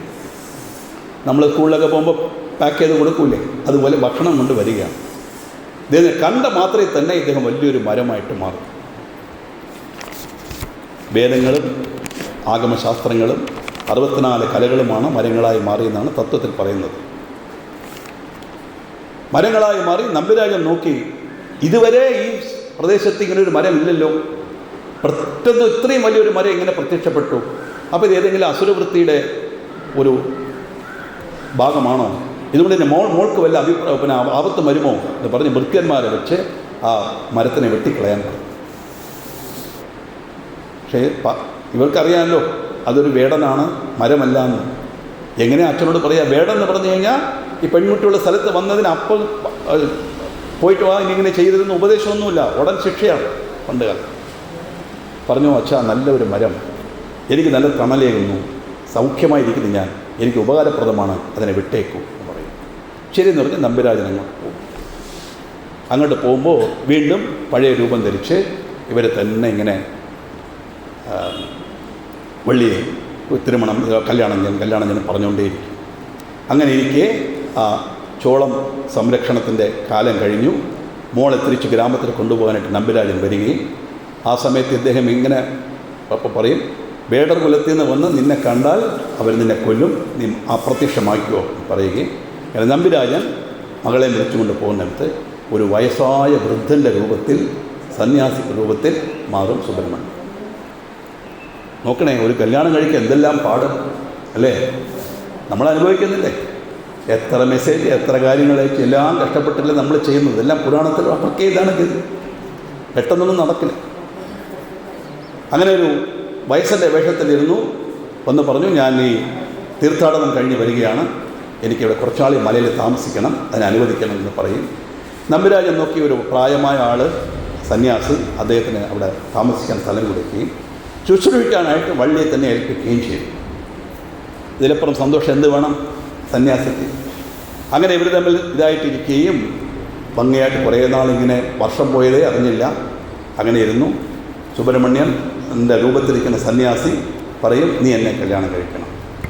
അപ്പോൾ ഈ വൃദ്ധ സമയം ഈ പ്രായത്തിലും നിങ്ങൾക്ക് ഇങ്ങനൊരു ആഗ്രഹമോ എന്ന് പറഞ്ഞ് ഇവിടെ ദേഷ്യപ്പെടും. ഇല്ല, എനിക്ക് വിവാഹം കഴിച്ചേ പറ്റൂ, എനിക്ക് വലിയ ദാഹമെടുക്കുന്നു, വെള്ളം വേണം എന്ന് പറയും. വെള്ളം വേണമെന്ന് പറഞ്ഞാൽ ഇവരിയ്ക്കുന്ന മലയിൽ നിന്ന് 7 മല കഴിഞ്ഞ് പോയാലേ വെള്ളം കിട്ടുള്ളൂ. അപ്പോൾ എങ്ങനെ പോകും? വയസ്സുകാലത്ത് എനിക്ക് നടക്കാൻ പറ്റില്ല, നീ എന്നെ കൈപിടിച്ച് കൊണ്ടുപോകണം. എങ്ങനെയെങ്കിലും ഇവളുടെ മനസ്സ് മാറ്റാനാണ് ശ്രമിക്കുന്നത് അദ്ദേഹം. അവൾ വലിയൊരു തടി എടുത്തിട്ട് കൊടുക്കും, ഇതിൻ്റെ മറ്റേ തലയ്ക്കൽ നിങ്ങൾ പിടിച്ചോ, ഈ തലയ്ക്കൽ ഞാൻ പിടിക്കാം, ഞാൻ പോകുന്ന വഴി വന്നാൽ മതി. അങ്ങനെ പോയി ഒരു നദിക്കരയിൽ കൊണ്ടിട്ടു, ഇഷ്ടംപോലെ വെള്ളം കുടിച്ചോളൂ എന്ന് പറഞ്ഞു. വെള്ളമെല്ലാം കുടിച്ചു.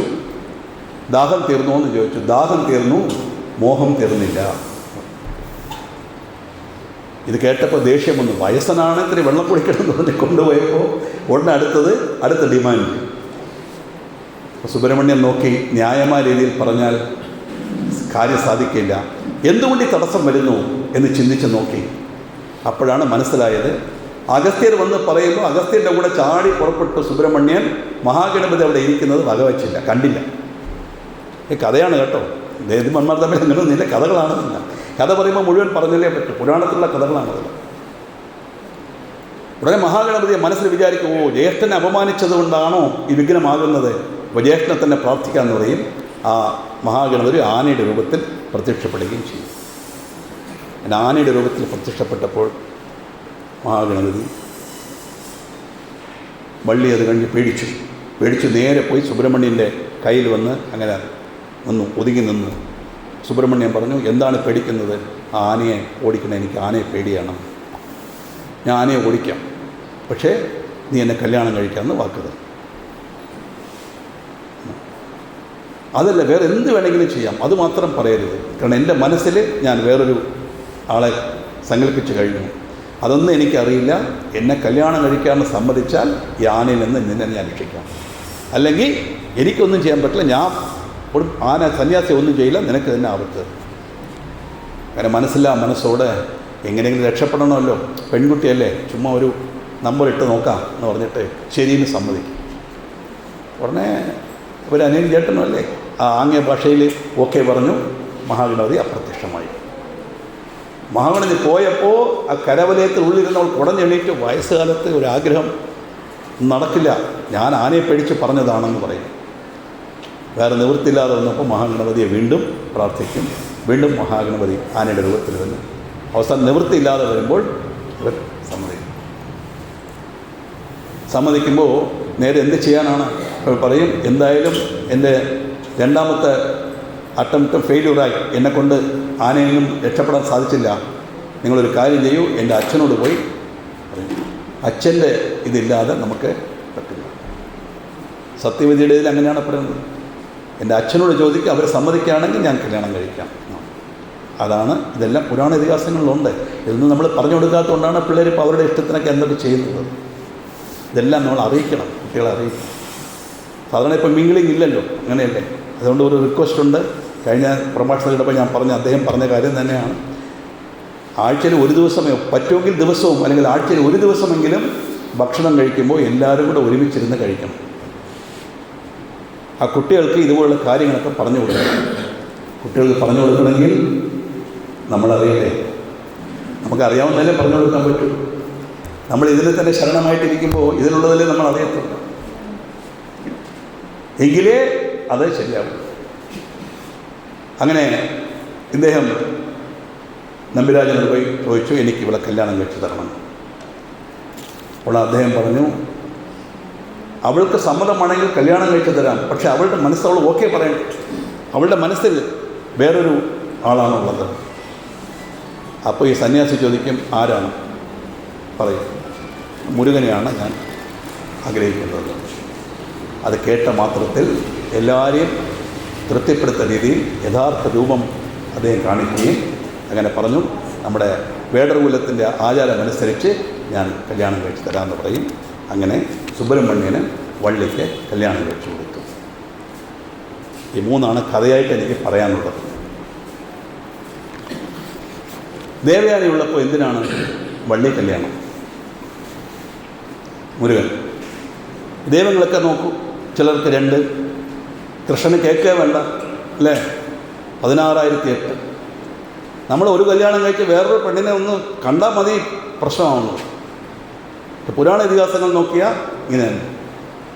അപ്പോൾ ഒന്ന് മനസ്സിലാക്കണം, ഇതൊന്നും നമ്മളെ മാതിരിയുള്ള മനുഷ്യ ജന്മങ്ങളല്ല, കഥയായിട്ട് പറഞ്ഞു കേട്ടിട്ടുണ്ട്. പരമാത്മസ്വരൂപസ്ഥ സീതാരാമസ്ഥ ചേകിതം വർണ്ണിതം ഏകരൂപസ്ഥ തത് ശരീരവിശേഷമത്. നമ്മളെപ്പോലെ ശരീരമുള്ള പോലെ സീതാരാമൻ മനുഷ്യൻ്റെ ചേഷ്ടിതമായി പറഞ്ഞു തന്നിട്ടുണ്ട് കഥാരൂപത്തിൽ. അപ്പം എന്താണ് അർത്ഥം? ഇച്ഛാശക്തി, ക്രിയാശക്തി, ജ്ഞാനശക്തി. ഇച്ഛാശക്തി എന്ന് പറഞ്ഞാൽ ആഗ്രഹം അല്ലേ, ആഗ്രഹം.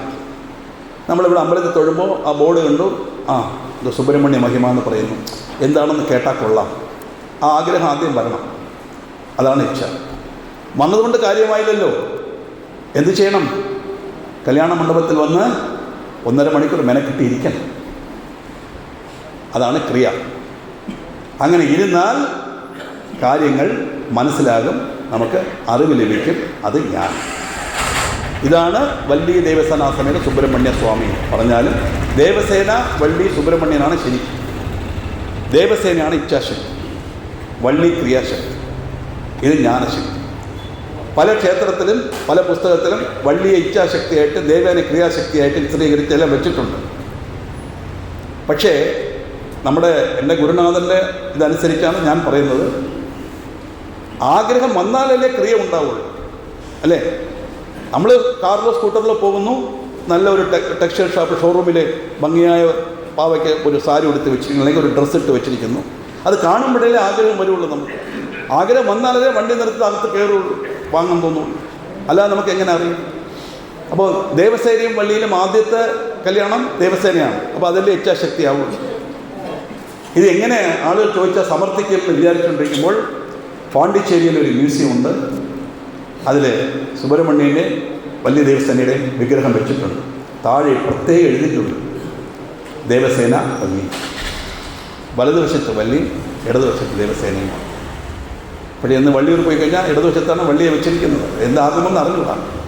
എന്തുകൊണ്ട് ഇടതുവശം എന്ന് പറഞ്ഞു കഴിഞ്ഞാൽ മനുഷ്യ ദമ്പതിമാരെല്ലാം വലതുവശം ഇരിക്കും. നമ്മുടെ ബ്രാഹ്മണ ഇതനുസരിച്ച് മറ്റേ സമുദായത്തിൽ ഇടതുവശത്താണ് അവരിരുത്തുന്നത്. ദൈവദമ്പതികളെല്ലാം ഇടതുവശത്തായിരിക്കും. ഒരേ ഒരു ദൈവമേ ഉള്ളൂ വലതുവശത്ത് ഭാര്യയെ വെച്ചുകൊണ്ടിരിക്കുന്നത് വെങ്കടാചലപതി. വെങ്കടാചലപതി വലതുവശത്താണ്. ഇത് എന്തുകൊണ്ടങ്ങനെ വന്നു എനിക്ക് അറിഞ്ഞുകൂടാ. ആ ഒരു മാത്രമേ വലതുവശത്ത്, ബാക്കിയെല്ലാം ഇടതുവശത്താണ്.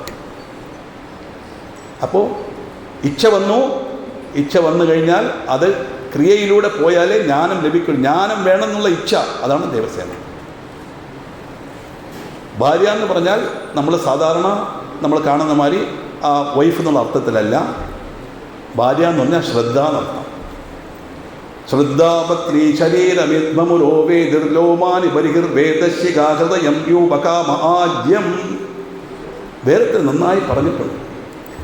അതിനെ തെറ്റായി മനസ്സിലാക്കിയിട്ടാണ് ഇതെല്ലാം. കാമാജ്യം, കാമം ക്രോധം എന്ന് പറയുന്ന മന്യു പശുഹു. മന്യു എന്ന് പറഞ്ഞാൽ കോപം.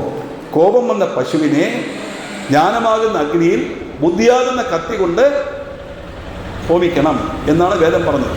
ഇവരുടനെ പശു എന്ന് പറഞ്ഞു കഴിഞ്ഞാൽ ആളുകളെ പ്രാണി ഒന്ന് അതിനെ വെട്ടി. ഇതൊന്നുമല്ല പറഞ്ഞു. ഭാര്യ എന്ന് പറഞ്ഞാൽ ശ്രദ്ധ നടക്കാം. ഇപ്പം ജ്ഞാനം ലഭിക്കണമെങ്കിൽ ആദ്യം ശ്രദ്ധ വരണം.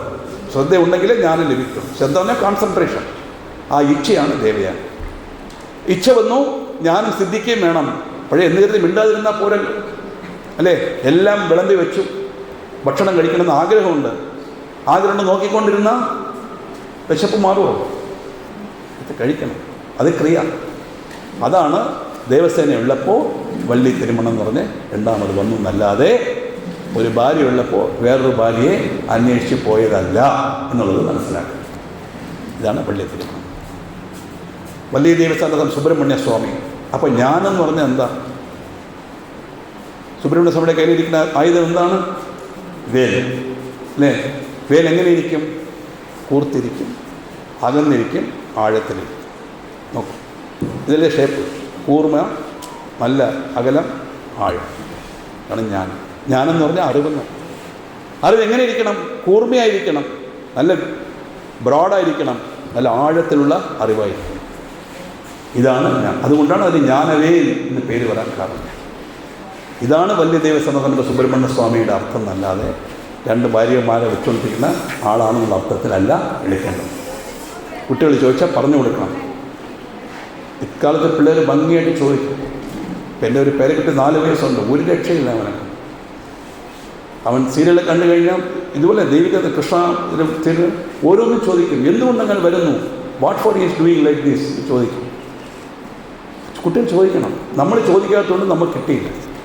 അന്നൊന്ന് ചോദിച്ചാൽ മറുപടി പറയാത്തതുകൊണ്ട് അടിച്ചിരുത്തുകളെ ചുമ്മാ എങ്ങനെ പറയാൻ പാടില്ല, അതൊക്കെ വലിയവരുടെ കാര്യമാണ്. എന്തോന്നും ആര് വലിയവർ, ആര് ചെറിയത്, അങ്ങനെയൊന്നും.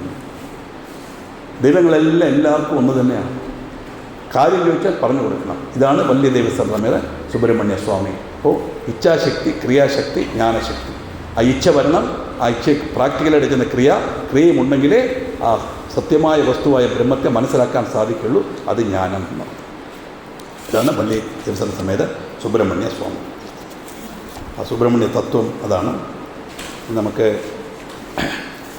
കുറച്ച് ഈ തത്വം നോക്കി കഥകൾ എന്തുമായി. സുബ്രഹ്മണ്യൻ്റെ മഹിമ പറയുമ്പോൾ സാധാരണ നമ്മളെല്ലാം കേട്ട് കാണും. ദേവി ഭാഗവതത്തിലെടുത്താലും വ്യാസർ പറയുന്നു, അപുത്രസ്യ ഗതിർനാസ്തി. കുട്ടികളില്ലാത്തവർക്ക് ഗതി ഉണ്ടാവില്ല. അതുകൊണ്ട് ശുഗനോട് പറയും, നീ കല്യാണം കഴിക്കണം, കുട്ടികളുണ്ടാവണം നിനക്ക്.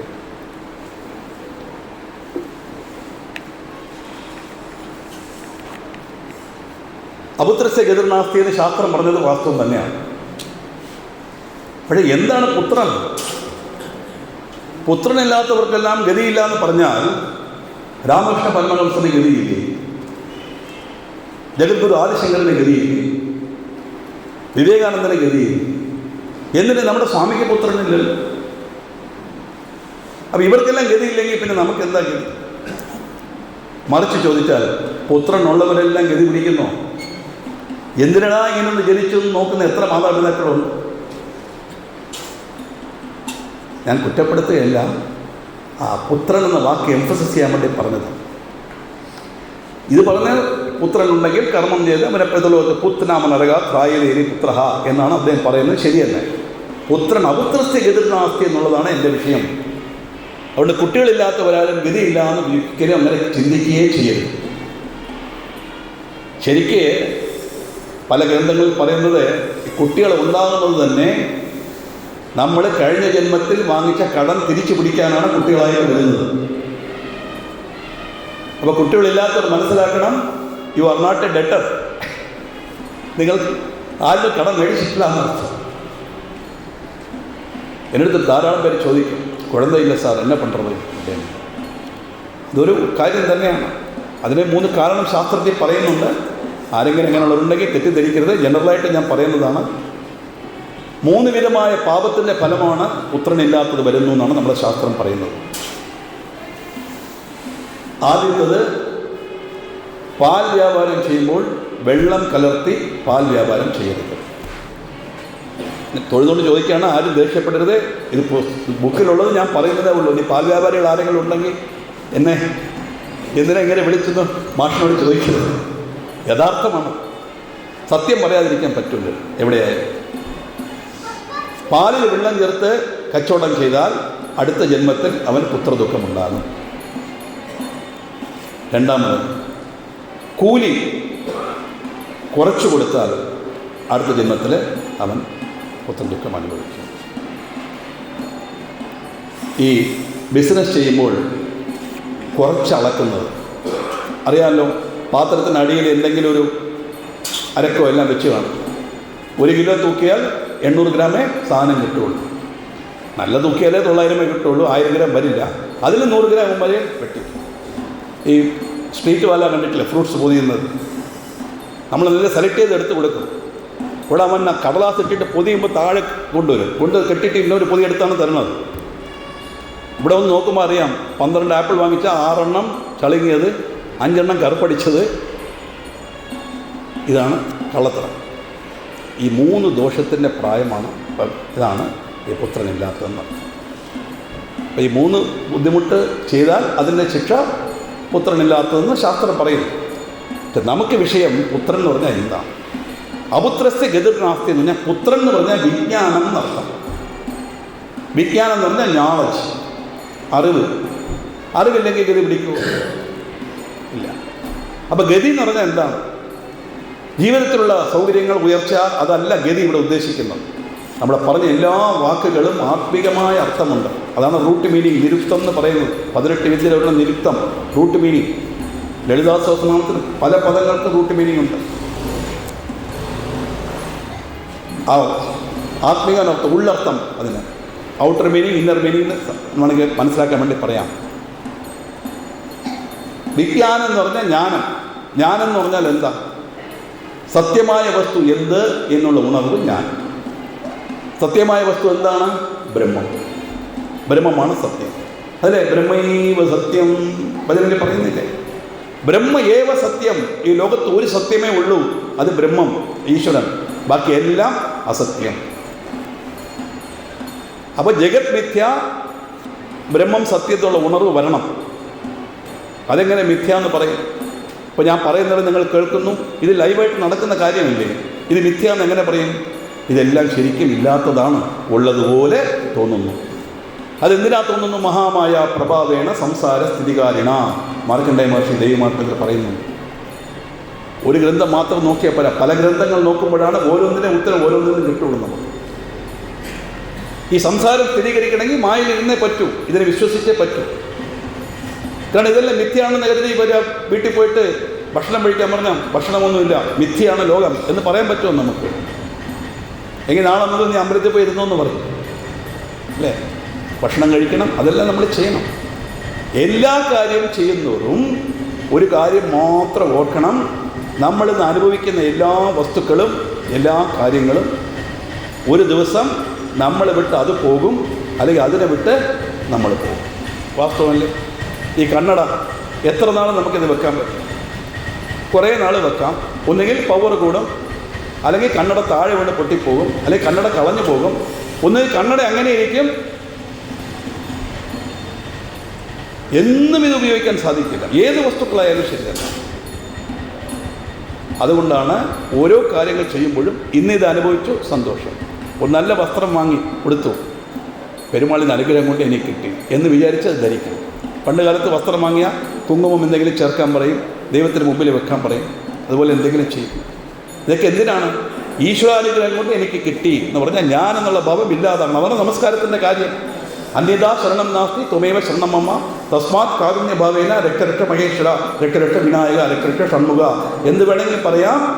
ഹിന്ദു മതത്തിൽ പറഞ്ഞിട്ടുള്ള ദൈവങ്ങളെ മാത്രം, മനുഷ്യ ദൈവങ്ങൾക്കെല്ലാം ഈ മന്ത്രങ്ങൾ ഉപയോഗിക്കുന്നത്. ഇന്ന് അതാണ് നടക്കുന്നത്. ദയവ് ചെയ്ത് അത് ചെയ്യരുത്. നമുക്ക് തന്നെ ഇഷ്ടംപോലെ ഉണ്ടല്ലോ ഈ ദൈവത്തിൽ. നമുക്ക് പറഞ്ഞിട്ടുള്ള നമുക്ക് വന്നിട്ടുള്ള ക്ഷേത്രങ്ങൾ മുഴുവൻ തൊഴാനോ പ്രാർത്ഥിക്കാനോ മന്ത്രം ജപിക്കാനോ നമുക്ക് സമയമില്ല. അങ്ങോട്ടിപ്പോൾ എന്തിനാണ് പിന്നെയും കൊണ്ട് ആവശ്യമില്ലാത്ത കൊണ്ട് ചേർക്കുന്നത്? വിശ്വാസങ്ങൾ പോയിക്കോട്ടെ, എന്തെങ്കിലും ചെയ്യോട്ടെ. വേദമന്ത്രങ്ങളിൽ ഒരിക്കലും ആ പേരുകൾ ചേർക്കാൻ പാടില്ല. അന്യത ശരണം നാസ്തി, എനിക്കാരും ശരണമില്ല. ത്വമേവ ശരണമമ്മ, നീ മാത്രമാണ് ശരണം. തസ്മാത് കാരുണ്യഭവന, കരുണയോടുകൂടി ഹേ ദേവ രക്ഷരക്ഷ മഹേശ്വര ഷൺമുഖ വിനായക എന്നെ നീ രക്ഷിക്കൂ എന്ന് പറഞ്ഞാൽ totally surrender to the divinity. ഇത് തന്നെയാണ് പാഞ്ചാലി വസ്ത്രാക്ഷേപത്തിൽ നമുക്ക് പറഞ്ഞു തരുന്നത്. എത്രയോ പ്രാവശ്യം കൃഷ്ണ കൃഷ്ണ എന്ന് വിളിച്ചു. ദുശാസനം തലകുത്തി മറിയാണ് എങ്ങനെയെങ്കിലും ഇവിടെ അപമാനിക്കാനായിട്ട്. എപ്പോഴാ ഒരു കൈ കൊണ്ട് തൻ്റെ മടിക്കുത്തിനെ പിടിച്ചിട്ടാണ് ഒരു കൈ പൊക്കി വിളിച്ചതല്ലേ? അവസാനം നിവൃത്തിയില്ലാതെ വന്നപ്പോൾ എന്തായി? രണ്ട് കൈ മുകളിൽ പൊക്കി കൃഷ്ണാന്ന് വിളിച്ചു. ഓ ഭഗവാൻ വന്നു. ഭാരതത്തിൽ ഭംഗിയായിട്ട് ചോദിക്കുന്നുണ്ട്, എവിടെയായിരുന്നു ഇത്രയും നേരം? അത്ര ഫ്രണ്ട്സാണ് ചോദിക്കാം. 4 വിധമായ മാർഗമുണ്ട്. പിതാമാർഗം, പുത്രമാർഗം, ദാസമാർഗം, സഖാമാർഗം. ഈശ്വരനെ ആരാധിക്കാം. പിതാമാർഗം എന്ന് പറഞ്ഞാൽ നമ്മൾ അച്ഛൻ, അത് മകൻ. ഒരു മകനോടുള്ള സ്വാതന്ത്ര്യം നമുക്ക് എടുക്കാം. പുത്രമാർഗം അത് അച്ഛൻ, നമ്മൾ മകൻ. ഒരു മകൻ അച്ഛൻ എങ്ങനെ ബഹുമാനിക്കുമോ അതുപോലെ ബഹുമാനിക്കും. ദാസമാർഗം യജമാനൻ, ഞാൻ ദാസൻ, അടിമ. സഖാമാർഗം ഫ്രണ്ട്, പേടിക്കേ വേണ്ട. ഇപ്പോഴെങ്ങനെയാണല്ലോ ഭാര്യയ്ക്ക് ഭർത്താവിനോടോ, ഭർത്താവിനോട് ഭാര്യയോടോ, അച്ഛന് മക്കളോടോ, മക്കൾക്ക് അച്ഛനോടോ പറയാൻ പറ്റാത്ത പല കാര്യങ്ങളും നമ്മൾ ഷെയർ ചെയ്യുന്ന ആരോടായിരിക്കും? ആത്മാർത്ഥമായ സുഹൃത്തിനോട്. അതാണ് a friend in need is a friend in deed. നമ്മൾ ഇത് കേട്ടിട്ട് നേരെ അച്ഛൻ്റെ അടുത്ത് ഭർത്താവിൻ്റെ അടുത്ത് പറഞ്ഞു കൊടുക്കുന്ന ഫ്രണ്ടിനെ ഫ്രണ്ടായിട്ട് കണക്കാക്കിയിട്ടില്ല. അതാണ് സഖാമാർഗം. അപ്പം ആ രീതിയിൽ നമുക്ക് ഇവിടെ 4 രീതിയിൽ ദൈവത്തിനെ ആരാധിക്കാം. ആ രീതിയിൽ ആരാധിച്ചു വരുമ്പോൾ ഈ ജ്ഞാനം സിദ്ധിക്കണമെന്നുണ്ടെങ്കിൽ സത്യമായ വസ്തു എന്താണെന്നുള്ളത് വരണം. അപ്പോൾ എന്തൊരു കാര്യം ചെയ്താലും ഈശ്വരാനുഗ്രഹം കൊണ്ട് എനിക്ക് കിട്ടിയെന്ന് പറഞ്ഞാൽ ഞാനെന്നുള്ള ഭാവം അവിടെ ഇല്ലാതാകും, അഹങ്കാരം ഇല്ലാതാണ് നമസ്കാരത്തിൻ്റെ കാര്യം. അങ്ങനെ ജ്ഞാനം എന്ന് പറഞ്ഞാൽ സത്യമായ വസ്തുവാണ് ബ്രഹ്മം എന്നുള്ളത് ജ്ഞാനം. അതാണ് തത്വമസി, അഹം ബ്രഹ്മാസ്മി, ബ്രഹ്മൈവ സത്യം, ബ്രഹ്മ ഏവ സത്യം എന്ന് പറയുന്നത്. ആ ജ്ഞാനം സിദ്ധിക്കണമെങ്കിൽ നമുക്ക് ഈ അജ്ഞാനം ഇല്ലാതാണ്. ഈ അജ്ഞാനം എന്ന് പറഞ്ഞാൽ എന്താ? ഇരുട്ട് എന്ന് പറഞ്ഞാൽ ഒന്നുമില്ല. ശരിക്കും വെളിച്ചമില്ലാത്ത അവസ്ഥയ്ക്കാണ് ഇരുട്ട് എന്ന് പേര്, അല്ലേ? വെളിച്ചം വരണമെങ്കിൽ എന്തുമാത്രം പാടും നോക്കണം. കണക്ഷൻ എടുക്കണം, വയർ എത്ര ഡിസൈസ്, ഇലക്ട്രിസിറ്റി പെർമിഷൻ വാങ്ങണം, എന്തുമാത്രം പാടുപെട്ട് ഒരു എയർ ടൈറ്റായ ഒരു മുറി, അതിലെല്ലാ ഇലക്ട്രിഫിക്കേഷൻ വർക്കും ചെയ്തു. കാറ്റ് പോലും പുറത്ത് കിടക്കാത്ത രീതിയിൽ അണച്ചിട്ട് ആ സ്വിച്ച് അണച്ചാൽ ഇരുട്ട് വരുന്നു, സ്വിച്ച് ഇട്ടാൽ ഇരുട്ട് പോകുന്നു. അത് എവിടെ നിന്ന് വന്നു, എവിടെ പോയി? അതില്ല. അതുപോലെ അജ്ഞാനം എന്നൊന്നും ഇല്ല. ജ്ഞാനമില്ലാത്ത അവസ്ഥയ്ക്കാണ് അജ്ഞാനം. അപ്പോൾ നമ്മളെല്ലാം ഒരു വിധത്തിൽ അജ്ഞാനികളാണ്. കാരണം എന്താ? ഈ ലോകമാണ് സത്യം എന്ന് വിചാരിച്ചുകൊണ്ടിരിക്കുന്നത്. ഈ ഒരു ചിന്ത മനുഷ്യന് വന്നാൽ വിരോധവുമില്ല, പ്രതികാര ബുദ്ധിയുമില്ല, ഒന്നുമില്ല. ആരാരെയും ചെയ്യണം. ഇതാണ് ആ സമത്വഭാവം. ഇതെങ്ങനെ വരും? 1-2 ദിവസം കൊണ്ടൊന്നും വരില്ല. നിരന്തരം പോയി തൊഴുത് വരുമ്പോൾ കാലക്രമേണ നമുക്കത് സിദ്ധിക്കും താല്പര്യം. അതുകൊണ്ട് ആ ജ്ഞാനം സിദ്ധിക്കണമെങ്കിൽ ആ ഇച്ഛ വരണം, ഇച്ഛ വന്ന് കർമ്മം ചെയ്താലേ ജ്ഞാനം സിദ്ധിക്കുള്ളൂ. താത്പര്യം ഈ ജ്ഞാനത്തെയാണ് പുത്രൻ എന്ന് പറയുന്നതല്ലാതെ ഈ ലോകത്തുള്ള ലൗകികമായ പുത്രനെ ഉദ്ദേശിച്ചല്ല ആത്മികമായ അർത്ഥം. പുത്രനുണ്ടെങ്കിൽ ഗതി കിട്ടും. നല്ലവണ്ണം നോക്കുന്ന കുട്ടികളുണ്ട്, അച്ഛനമ്മമാരില്ലെന്ന് പറയുന്നില്ല. മരുമക്കളായാലും മരുമകളായാലും മരുമകനായാലും സ്വന്തം അമ്മയെപ്പോലെ നോക്കുന്ന മരുമകനുണ്ട്, സ്വന്തം അച്ഛനെപ്പോലെ നോക്കുന്ന മരുമകളുമുണ്ട്. എല്ലാം ലോകത്തെല്ലാം ഉണ്ടാകും. വിപരീതമായതും കാണും. അതിന് ഭാഗ്യം ചെയ്യണം. നല്ലത് കിട്ടണമെങ്കിൽ ഭാഗ്യം ചെയ്യണം. ഇന്നൊരു വാട്സാപ്പിൽ ഒരെണ്ണം വന്നു. ഒരാൾ ഒരു കൊച്ചു കുട്ടിയെ വെച്ചുകൊണ്ട് ധാരാളം ഇങ്ങനെ റീൽസ് ഇടും. അവൻ്റെയും കല്യാണം കഴിക്കുന്ന പെണ്ണിൻ്റെയും ജാതകം കൊണ്ട് കാണിക്കുന്നു. അവൻ ജ്യോത്സ്യനാണ് ആ കുട്ടി. തമാശയാണ്. ഒന്ന് ജ്യോത്സ്യരെ ഈ ജാതകം ഒന്ന് നോക്കണം. ആരുടെ ജാതകമാണ്? കുട്ടി ചോദിക്കും. എൻ്റെയും മകളുടെയും. വേണ്ട, കല്യാണം കഴിക്കുന്ന പെണ്ണിൻ്റെയും അമ്മായിയമ്മയുടെയും ജാതകം കൊണ്ടുപോകാം, നോക്കാം. റീൽസ് പോലും അങ്ങനെയാണ് വരുന്നത്. നോക്കൂ, തമിഴിലെ മരുമകൾ എന്നാണ് പറയുന്നത്. അടുത്ത ഡോക്ടർ എന്നർത്ഥം, അല്ലാതെ നമ്മൾ അങ്ങനെയല്ല. അപ്പം ഇതൊക്കെ ഭാഗ്യം ചെയ്തൊക്കെ കിട്ടുള്ളൂ. പുത്രൻ എന്ന് പറഞ്ഞാൽ ലൗകികമായി നമ്മൾ പുത്രൻ കളിക്കായാലും ആത്മീയമായ അർത്ഥം അജ്ഞാനം, വിജ്ഞാനം, ജ്ഞാനം, അറിവ് എന്നർത്ഥം. ആ അറിവില്ലാത്ത അവസ്ഥയ്ക്കാണ് അജ്ഞാനം എന്ന് പറയുന്നത്. അപ്പം അജ്ഞാനം എന്തെങ്കിൽ ജ്ഞാനം വരണമെങ്കിൽ എന്ത് ചെയ്യണം? ഭഗവാന്റെ അനുഗ്രഹം കിട്ടണം. എങ്ങനെയാണോ സൂര്യപ്രകാശം ഇരുട്ടിനെ അകറ്റുന്നുവോ അതുപോലെ ഉള്ള മനസ്സിൻ്റെ ലോകത്തുള്ള അന്ധകാരമായ അജ്ഞാനത്തെ നീക്കി ജ്ഞാനമാകുന്ന പ്രകാശത്തെ കൊടുക്കുന്നവരാണ് ഭഗവാൻ. അതാണ് ഗുരു എന്ന് പറയുന്നത്. സദാശിവ സമാരംഭം ശങ്കരാചാര്യ മധ്യമം അസ്മദാചാര്യ പര്യന്തം വന്ദേ ഗുരു പരമ്പര എന്ന് പറഞ്ഞു. സദാശിവൻ തുടങ്ങിയാൽ ദൈവം തുടങ്ങി, നടുക്ക് ആദിശങ്കരൻ, അത് കഴിഞ്ഞ് ഇപ്പോൾ എന്നെ പഠിപ്പിച്ച എൻ്റെ ഗുരു വരെ എല്ലാവരെയും ഞാൻ നമസ്കരിക്കുന്നു എന്ന് പറഞ്ഞാൽ ഗുരു എന്ന് പറഞ്ഞാൽ ഇതാണ്. അജ്ഞാനമാകുന്ന അന്ധകാരത്തെ നീക്കി ജ്ഞാനമാകുന്ന പ്രകാശത്തെ കൊടുക്കുന്നവൻ ഗുരു എന്നർത്ഥം. ഇതാണ് താത്പര്യം. ഈ രീതിയിൽ നമ്മൾ ലളിതാ സഹസ്രനാമം എടുത്താലും ശരി, ഈ ഗ്രന്ഥങ്ങളൊക്കെ പഠിക്കുമ്പോൾ കുറച്ച് അർത്ഥവും കൂടി നോക്കി പഠിച്ചാൽ നമുക്ക് കാര്യങ്ങൾ ശരിക്കും മനസ്സിലാവും. ഇപ്പോൾ ഗണപതിയെ നിതാന്തകാന്ത ദന്തകാന്ത മന്ദകാന്തികാത്മജം ഇങ്ങനെ പറഞ്ഞു. നിതാന്തകാന്ത ദന്തകാന്തി അന്ധകാന്തകാത്മജം. മന്ദകാന്തനല്ല. അന്ധകാന്തൻ എന്ന് പറഞ്ഞാൽ ആരാ? അന്ധകൻ എന്ന് പറഞ്ഞാൽ യമൻ. അന്ധകാന്തൻ യമൻ്റെ യമൻ ആരാ? പരമേശ്വരൻ. മാർക്കണ്ഡേയ ചരിത്രം അറിയാമല്ലോ. അതിൽ നിറയെ അബദ്ധം പറയും. മാർക്കണ്ഡേയൻ ചിരഞ്ജീവി. ഒരു ഗ്രന്ഥത്തിലും മാർക്കണ്ഡേയനെ ചിരഞ്ജീവി എന്ന് പറഞ്ഞിട്ടില്ല. ചിരഞ്ജീവിയുടെ ലിസ്റ്റിൽ മാർക്കണ്ഡേയൻ ഇല്ല. മാർക്കണ്ഡേയൻ എന്ന് 16 വയസ്സ് കംപ്ലീറ്റ് ആവുന്നോ അന്ന് യമധർമ്മൻ വന്ന് ജീവൻ എടുത്തിരിക്കും. 16 വയസ്സാകാതെ 15 വയസ്സ് 29 ദിവസം നിർത്തി വെച്ചിരിക്കുക പരമേശ്വരൻ. മാർക്കണ്ഡേയൻ ആയുസ് 16 എന്ന് പറഞ്ഞു. 16 വയസ്സ് തികയുന്ന ദിവസം ശിവൻ ഭക്തനാണ്. ശിവലിംഗത്തെ കെട്ടിപ്പിടിച്ചുകൊണ്ടിരിക്കുകയും യമദൂതന്മാർ വരുന്നു. അടുക്കാൻ പറ്റുന്നില്ല. നേരെ പോയി പറയും, വളരെ സീരിയസ് കേസാണ്, നിങ്ങൾ തന്നെ പോകണം. കാരണം അങ്ങനെ പറയുമല്ലോ, സ്പെഷ്യൽ ഡോക്ടർ വരണം എന്ന് പറയില്ലേ, സീരിയസ് കേസാണ്. അങ്ങനെ യമൻ വരുന്ന വഴിക്ക് തന്നെ യമപാശത്തിനെ വലിച്ചെറിയും. ശിവലിംഗത്തെ കെട്ടിപ്പിടിച്ചുകൊണ്ട് മാർക്കണ്ഡേയൻ്റെ ശിരസിൻ്റെ യമപാശം ആ ശിവലിംഗത്തിലും കൂടി വീണു. ലിംഗത്തിൽ നിന്ന് ആവിർഭവിച്ചു. തൻ്റെ ഇടതുകാൽ കൊണ്ട് ഒരു ചവിട്ട്. യമധർമ്മൻ ക്ലോസ്. അതാണ് അന്ധകാന്തകം. അപ്പോൾ എല്ലാവരും വന്ന് പ്രാർത്ഥിക്കും. യമധർമ്മൻ ഇല്ലെങ്കിൽ ലോകത്ത് മരണം നടക്കില്ലല്ലോ.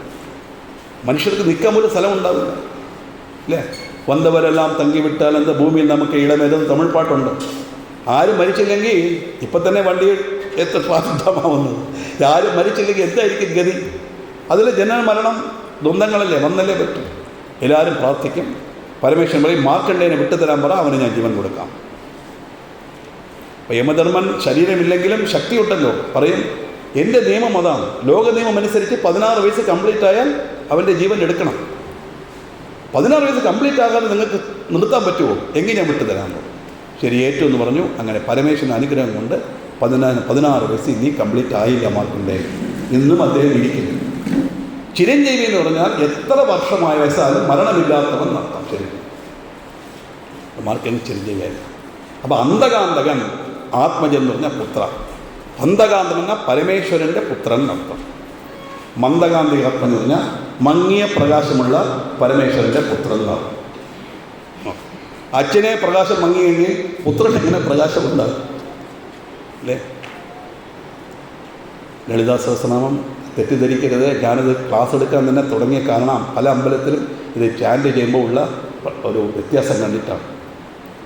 സമയാചാരതത്പര, സമയാചാരതത്പര.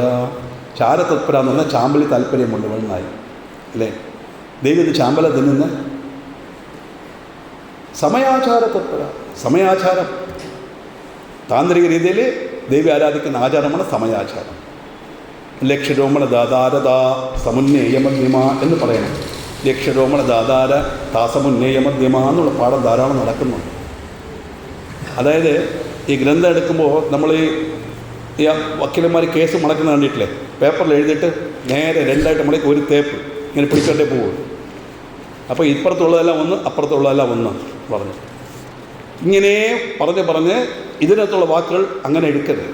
കാരണം ഓരോന്നും ഓരോ വൃത്തത്തിലാണ് ശിഖരണി വൃത്തം, ഇങ്ങനെ പല വൃത്തങ്ങളാണ് രചിക്കുന്നത്. ആ വൃത്തത്തെ രചിക്കുമ്പോൾ ആദ്യം ഒന്നാമത്തത് മൂന്നാമത്തെ ലൈൻ ഇത്ര അക്ഷരം, രണ്ടും നാലാമത്തെ ലൈൻ ഇത്ര അക്ഷരം എന്നൊക്കെ കണക്കുണ്ട്. അപ്പം അങ്ങനെ പിരിക്കുമ്പോൾ ചിലത് മാറ്റി പിരിക്കേണ്ടി വരും. പണ്ട് ശബരിമലയിൽ പോകുമ്പോൾ തമാശയ്ക്കാണ് തമിഴന്മാർ വിളിച്ചുകൊണ്ട് പോകും. വില്ലാളി വീരനെ, വീരമണി കണ്ഠനെ, ഭൂലോക നാഥനെ, ഭൂമിപ്ര പഞ്ചനെ. ആലോചിക്കും, പഞ്ചന അയ്യപ്പൻ, കോടിക്കണക്കിന് സ്വത്തുള്ള ആൾ, അങ്ങനെ പഞ്ചന. ഭൂമി പ്രപഞ്ചനെ എന്ന് പറയും. ഈ പ്രപഞ്ചത്തിന് ആധാരമായവൻ എന്നാണ് അർത്ഥം. അപ്പോൾ അവിടെ വരുമ്പോൾ വില്ലാളി വീരനെ, വീരമണി കണ്ഠനെ, ഭൂലോകനാഥനെ, ഭൂമി പ്രപഞ്ചനെ എന്ന് പറയണം. പക്ഷേ ആ പ്രാസം കിട്ടൂല്ലല്ലോ, അതിനുവേണ്ടി മാറ്റി പറയുക.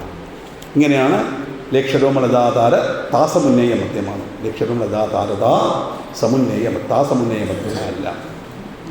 കാരണം ലക്ഷണശാസ്ത്രം, സൗന്ദര്യശാസ്ത്രം, ശില്പശാസ്ത്രം ഇതെല്ലാം ഉൾക്കൊള്ളിച്ചുള്ളൊരു മഹത് ഗ്രന്ഥമാണ് ലളിതാ സഹസ്രനാമം.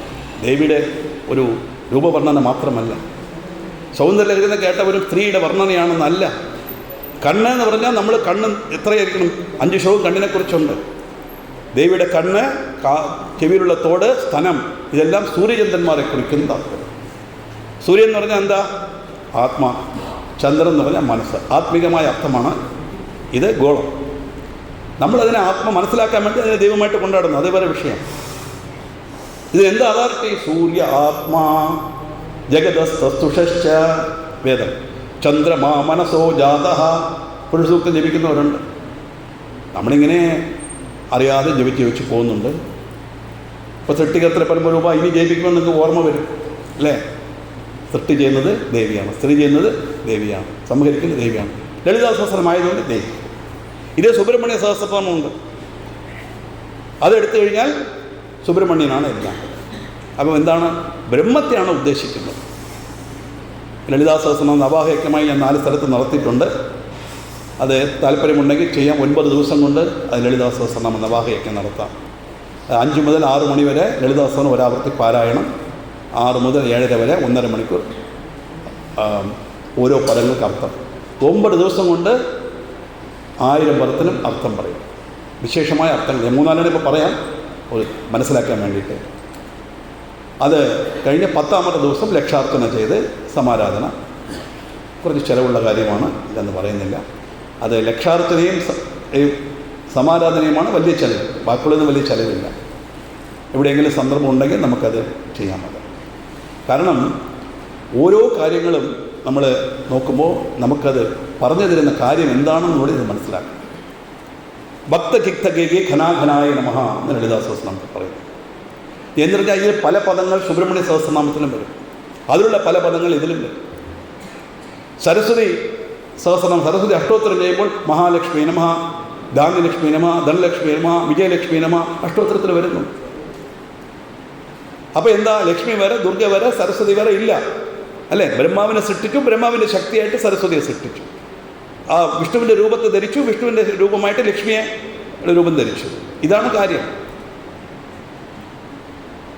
അപ്പം ആ രീതിയിൽ ഭക്തചിക്തകേകി ഘനാഘനായ നമഃ എന്ന് പറഞ്ഞാൽ ദോഹശാസ്ത്രമാണ് അവിടെ വരുന്നത്. മയിൽ, കേകി എന്ന് പറഞ്ഞാൽ മയിൽ. മയിൽ ഭംഗിയായിട്ട് നൃത്തം ചെയ്യും. ഏത് മയിൽ എന്നറിയാമോ? ആൺമയിൽ. മൃഗങ്ങളിൽ മാത്രം മയിൽ, മറ്റേ സിംഹത്തിലെ പെണ്ണുണ്ടത്, ആൺമയിൽ ഭംഗിയായിട്ട് നൃത്തം ചെയ്യും. പക്ഷേ ഒരുപാട് കണ്ടീഷനുണ്ട്. ചുമ്മാ നൃത്തം ചെയ്യില്ല. എന്ത് വേണം? ഇടിയിടിക്കണം, മിന്നൽ പിണറുണ്ടാകണം, മഴ പെയ്യണം. എല്ലാത്തിനും മേലെ പെൺമയിലിൻ്റെ സാന്നിധ്യം വേണം, കണ്ടുകൊണ്ടിരിക്കണം. ശിവാനന്ദത്തിൽ വർണ്ണിക്കുന്നുണ്ട്. മയിലിന് ശിവനായിട്ട് സങ്കല്പിച്ചു. മഹാവിഷ്ണുവിൻ്റെ മൃദംഗമാണ് ഇടി. ആശ്ചര്യത്തോടെ ദേവന്മാർ പാക്കുന്നവരുടെ കണ്ണിലെ ആശ്ചര്യമാണ് മിന്നൽ. ആ ആനന്ദഭാഷമാണ് മഴ.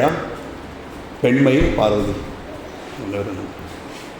അപ്പോൾ കാർമേഘം ഇരുണ്ടുകൂടി മഴ പെയ്ത് ഇടിയിടിച്ച് മിന്നൽ പിണറുണ്ടായാൽ മാത്രമേ മയിൽ നൃത്തം ചെയ്യുകയുള്ളൂ. ഇതാണ് ലോകശാസ്ത്രം. ഇവിടെ എന്താണ് താല്പര്യം എന്നാൽ ഭക്തൻ്റെ മനസ്സാകുന്ന മയിലിന് സന്തോഷത്തെ കൊടുക്കുന്ന കാർമേഘമായി വർത്തിക്കുന്നവൾ ആദിപരാശക്തി.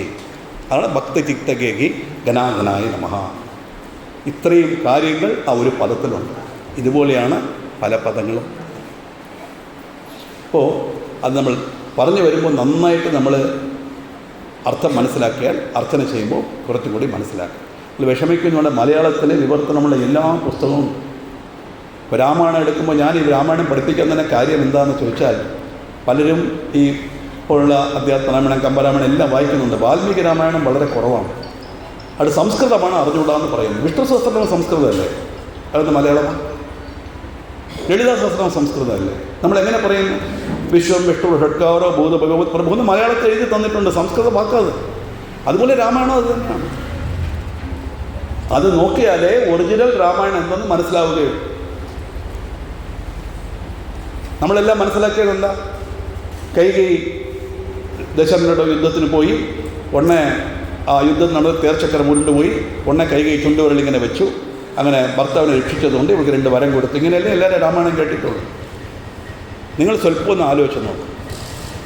ഒരു തേര്, അതിൻ്റെ അച്ചാണി എന്ന് പറഞ്ഞാൽ ഇത്ര വലിയ നീളത്തിൽ ഒരു ഉരുക്കി കഷ്ണം. അതിന് പകരം ഒരു സ്ത്രീയുടെ ചുണ്ടുവിരൽ വെച്ചാൽ നിൽക്കുമോ? എന്ത് സംഭവിക്കും? വിരൽ കട്ടാകുന്നല്ലാതെ നടക്കുന്നു. ഇതൊന്നും വാൽമീകി പറഞ്ഞിട്ടില്ല. ഒരു എക്സാമ്പിളിന് ഞാൻ പറഞ്ഞത്. അപ്പോൾ എന്താ നടന്നത് ചോദിച്ചാൽ, യുദ്ധം നടക്കുന്ന സമയത്ത് എതിരാളികളാൽ ആക്രമിക്കപ്പെട്ട ദശരഥൻ അൺകോൺഷ്യസായി വിടുന്നു. കാരണം മോഹാസ്ത്രം ഇട്ട് അൺകോൺഷ്യസായി വിടും. പിന്നെ അതിൽ നിന്ന് അതിജീവിച്ച് വരണം. അവരെ ശുശ്രൂഷിച്ച് രക്ഷിച്ച് അടുത്ത യുദ്ധത്തിന് തയ്യാറാക്കി കൈകേയി. ഇതാണ് യഥാർത്ഥത്തിൽ നടന്നത്. ഈ ബോക്സിങ് നമ്മൾ കണ്ടിട്ടില്ല. അടി കൊണ്ട് വരുമ്പോൾ ഒരു റൗണ്ട് കഴിയുമ്പോഴത്തേക്ക് മൗത്ത് ഗാർഡെല്ലാം ഇളക്കി ഐസെല്ലാം വെച്ച് വീണ്ടും മൗത്ത് ഗാർഡ് വെച്ച് അവനെ അടി കൊള്ളാന്ന് പറഞ്ഞ് തള്ളിവിടും. അവൻ അവിടെ ആടി മോന്തയ്ക്ക് അടി വാങ്ങും. നമ്മളിവിടെ കൈകൊട്ടിച്ചിരിക്കും. ഇങ്ങനെയാണല്ലോ നടക്കുന്നത്. ആദ്യം തുടങ്ങി വെച്ചത് കൈകേയി നടത്താൻ പറഞ്ഞു. അതിനാൽ എങ്ങനെ പറയുന്നുണ്ടല്ലോ 7:15, 7:20 ആൾക്കാരെല്ലാം കൂടുതലും ചെണ്ടമുട്ടിനെ ഒന്നുണ്ട പോകും. പൂജ കഴിഞ്ഞാൽ നല്ല ആളാണ് ആളിരിക്കും. അപ്പോൾ ഒരു 7:15, 7:20 പൂവിൻ്റെ പുട്ടിനായിരിക്കും. അപ്പോൾ അത് മോശമല്ല. നല്ല ആൾ സന്തോഷം. നല്ല ആളിരിക്കാൻ പറ്റില്ല. 2-3 കാര്യം കൂടി പറഞ്ഞത്.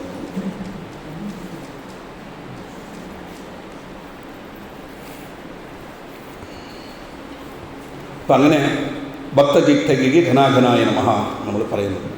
1-2 കാര്യം കൂടി പറഞ്ഞിട്ട് നമുക്ക് നിർത്താം. അവിടെ അമ്പലത്തിൽ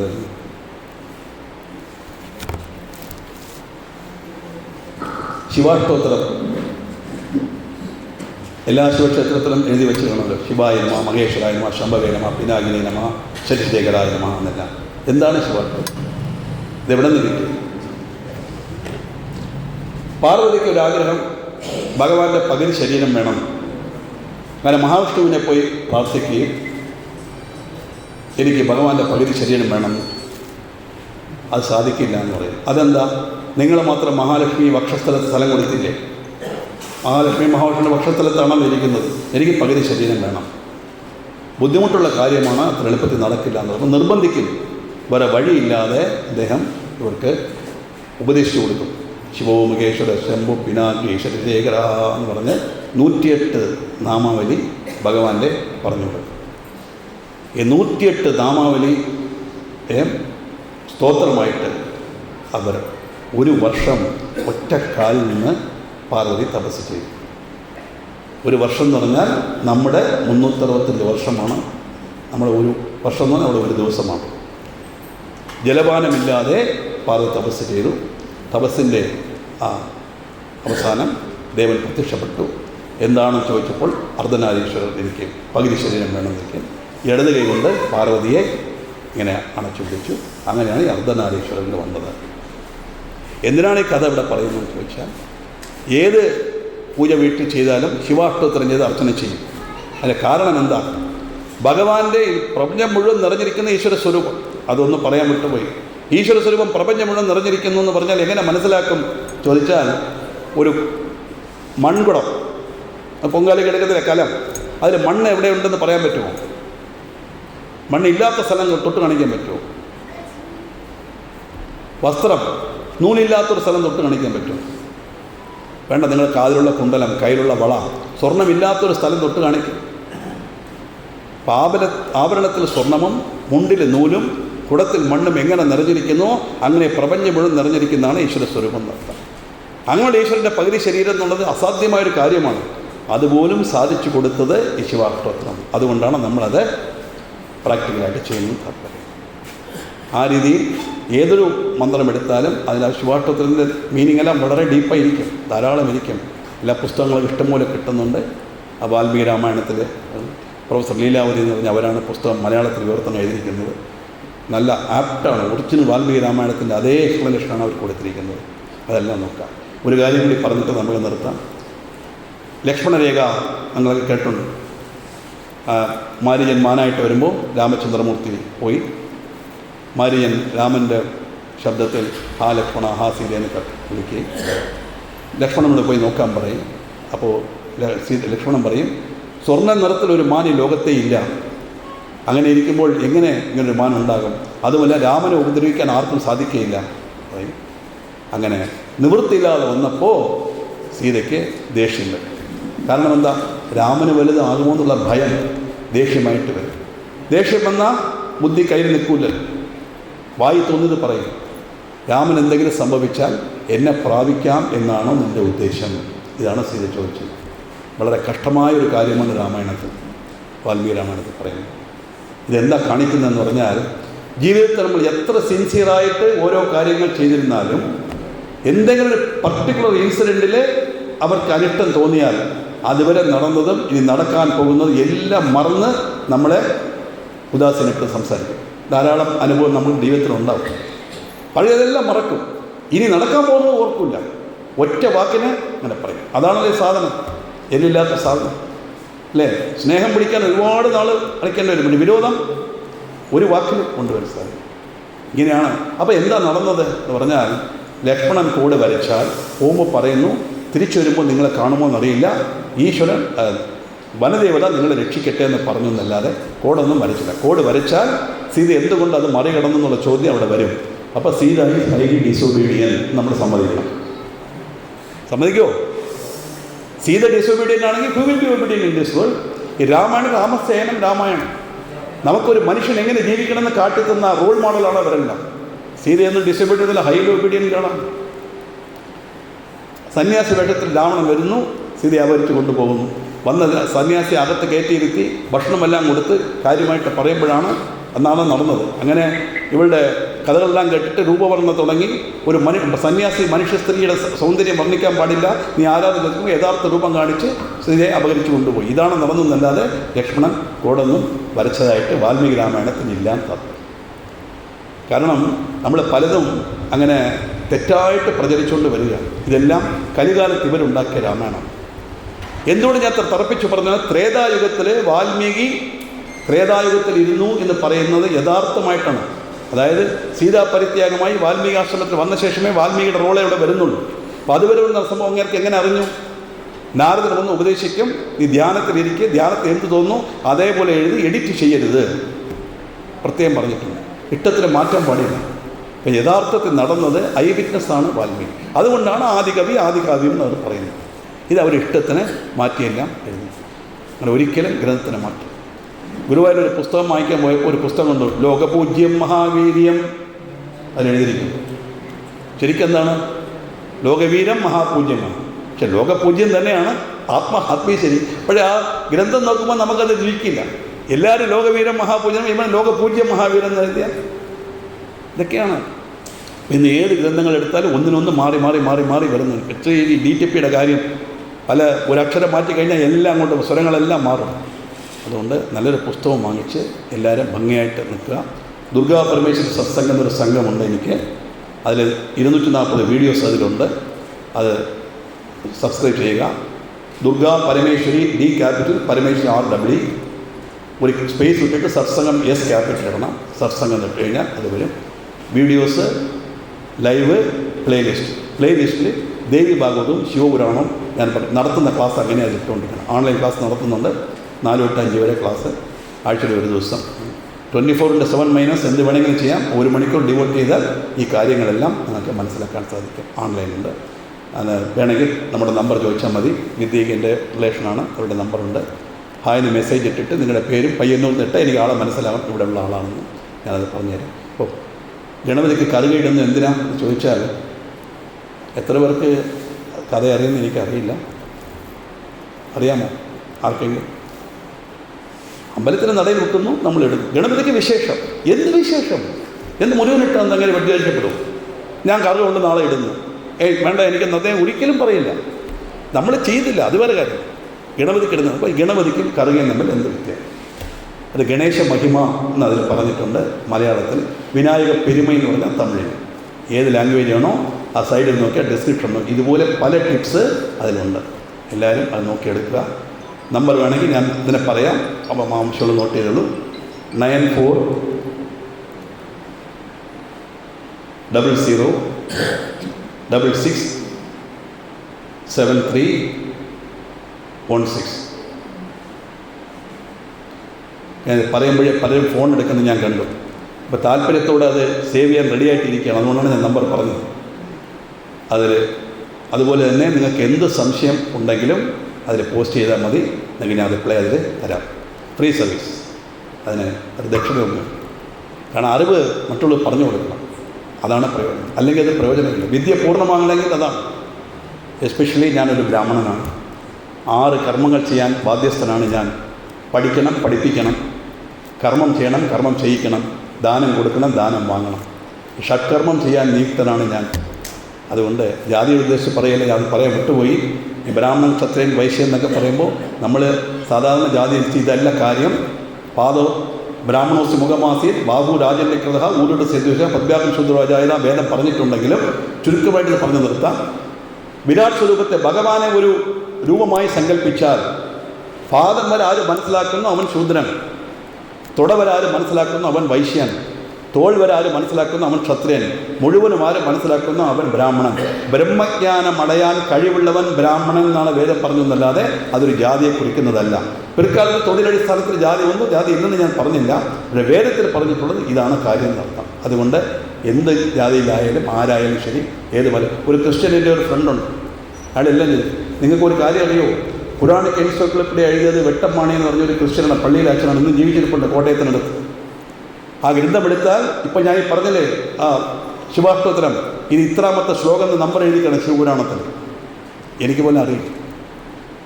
ക്രിസ്ത്യനാണ്. കാരണം ജാതി മതമൊന്നും ദൈവത്തിനില്ല.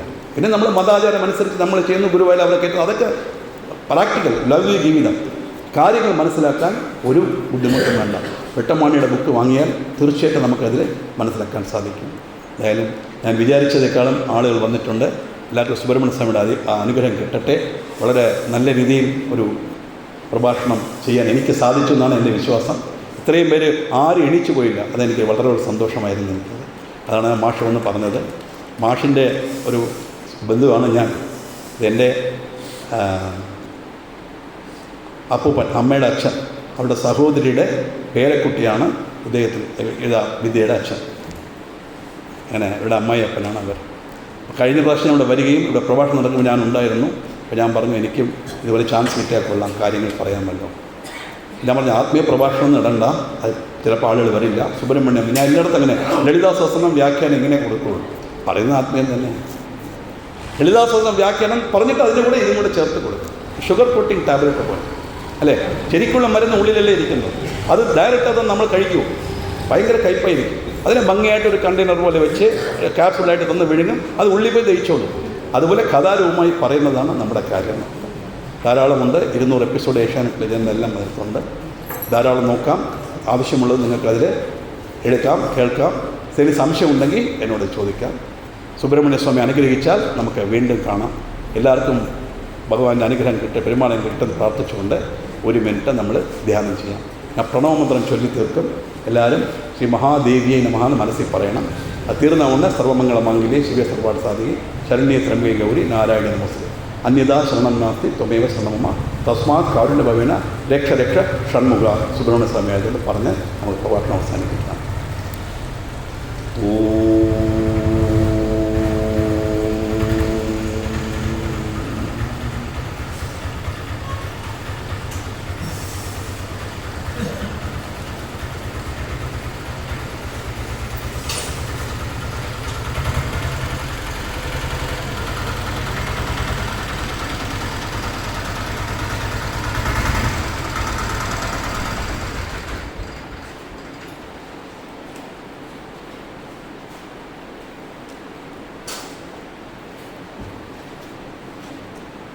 ഓം ശ്രീ മഹാദേവ്യൈ നമഃ.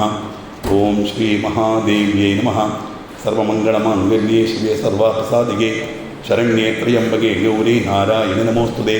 അന്യഥാ ശരണം നാസ്തി ത്വമേവ ശരണം മമ തസ്മാത് കാരുണ്യഭാവേന രക്ഷ രക്ഷ മഹേശ്വരി. ഒരു പരിപാടി ഏർപ്പാടാക്കി തന്ന് എല്ലാവരും ക്ഷമയോടുകൂടി രക്ഷ രക്ഷ അന്യഥാ ശരണം നാസ്തി ത്വമേവ ശരണം മമ തസ്മാത് കാരുണ്യഭാവേന രക്ഷ രക്ഷ ഷൺമുഖ. ഭാര്യ പറഞ്ഞ കേട്ടല്ലേ പറ്റും. വളരെ നന്ദിയുണ്ട് എല്ലാവരോടും. ഇത്രയും ആളുകൾ വന്ന് ക്ഷമയോടുകൂടി ഞാൻ പറയുന്നതെല്ലാം കേട്ടു. എല്ലാവർക്കും നന്മ വരട്ടെ എന്ന് പ്രാർത്ഥിക്കാം. സന്തോഷം. നന്ദി, നമസ്കാരം.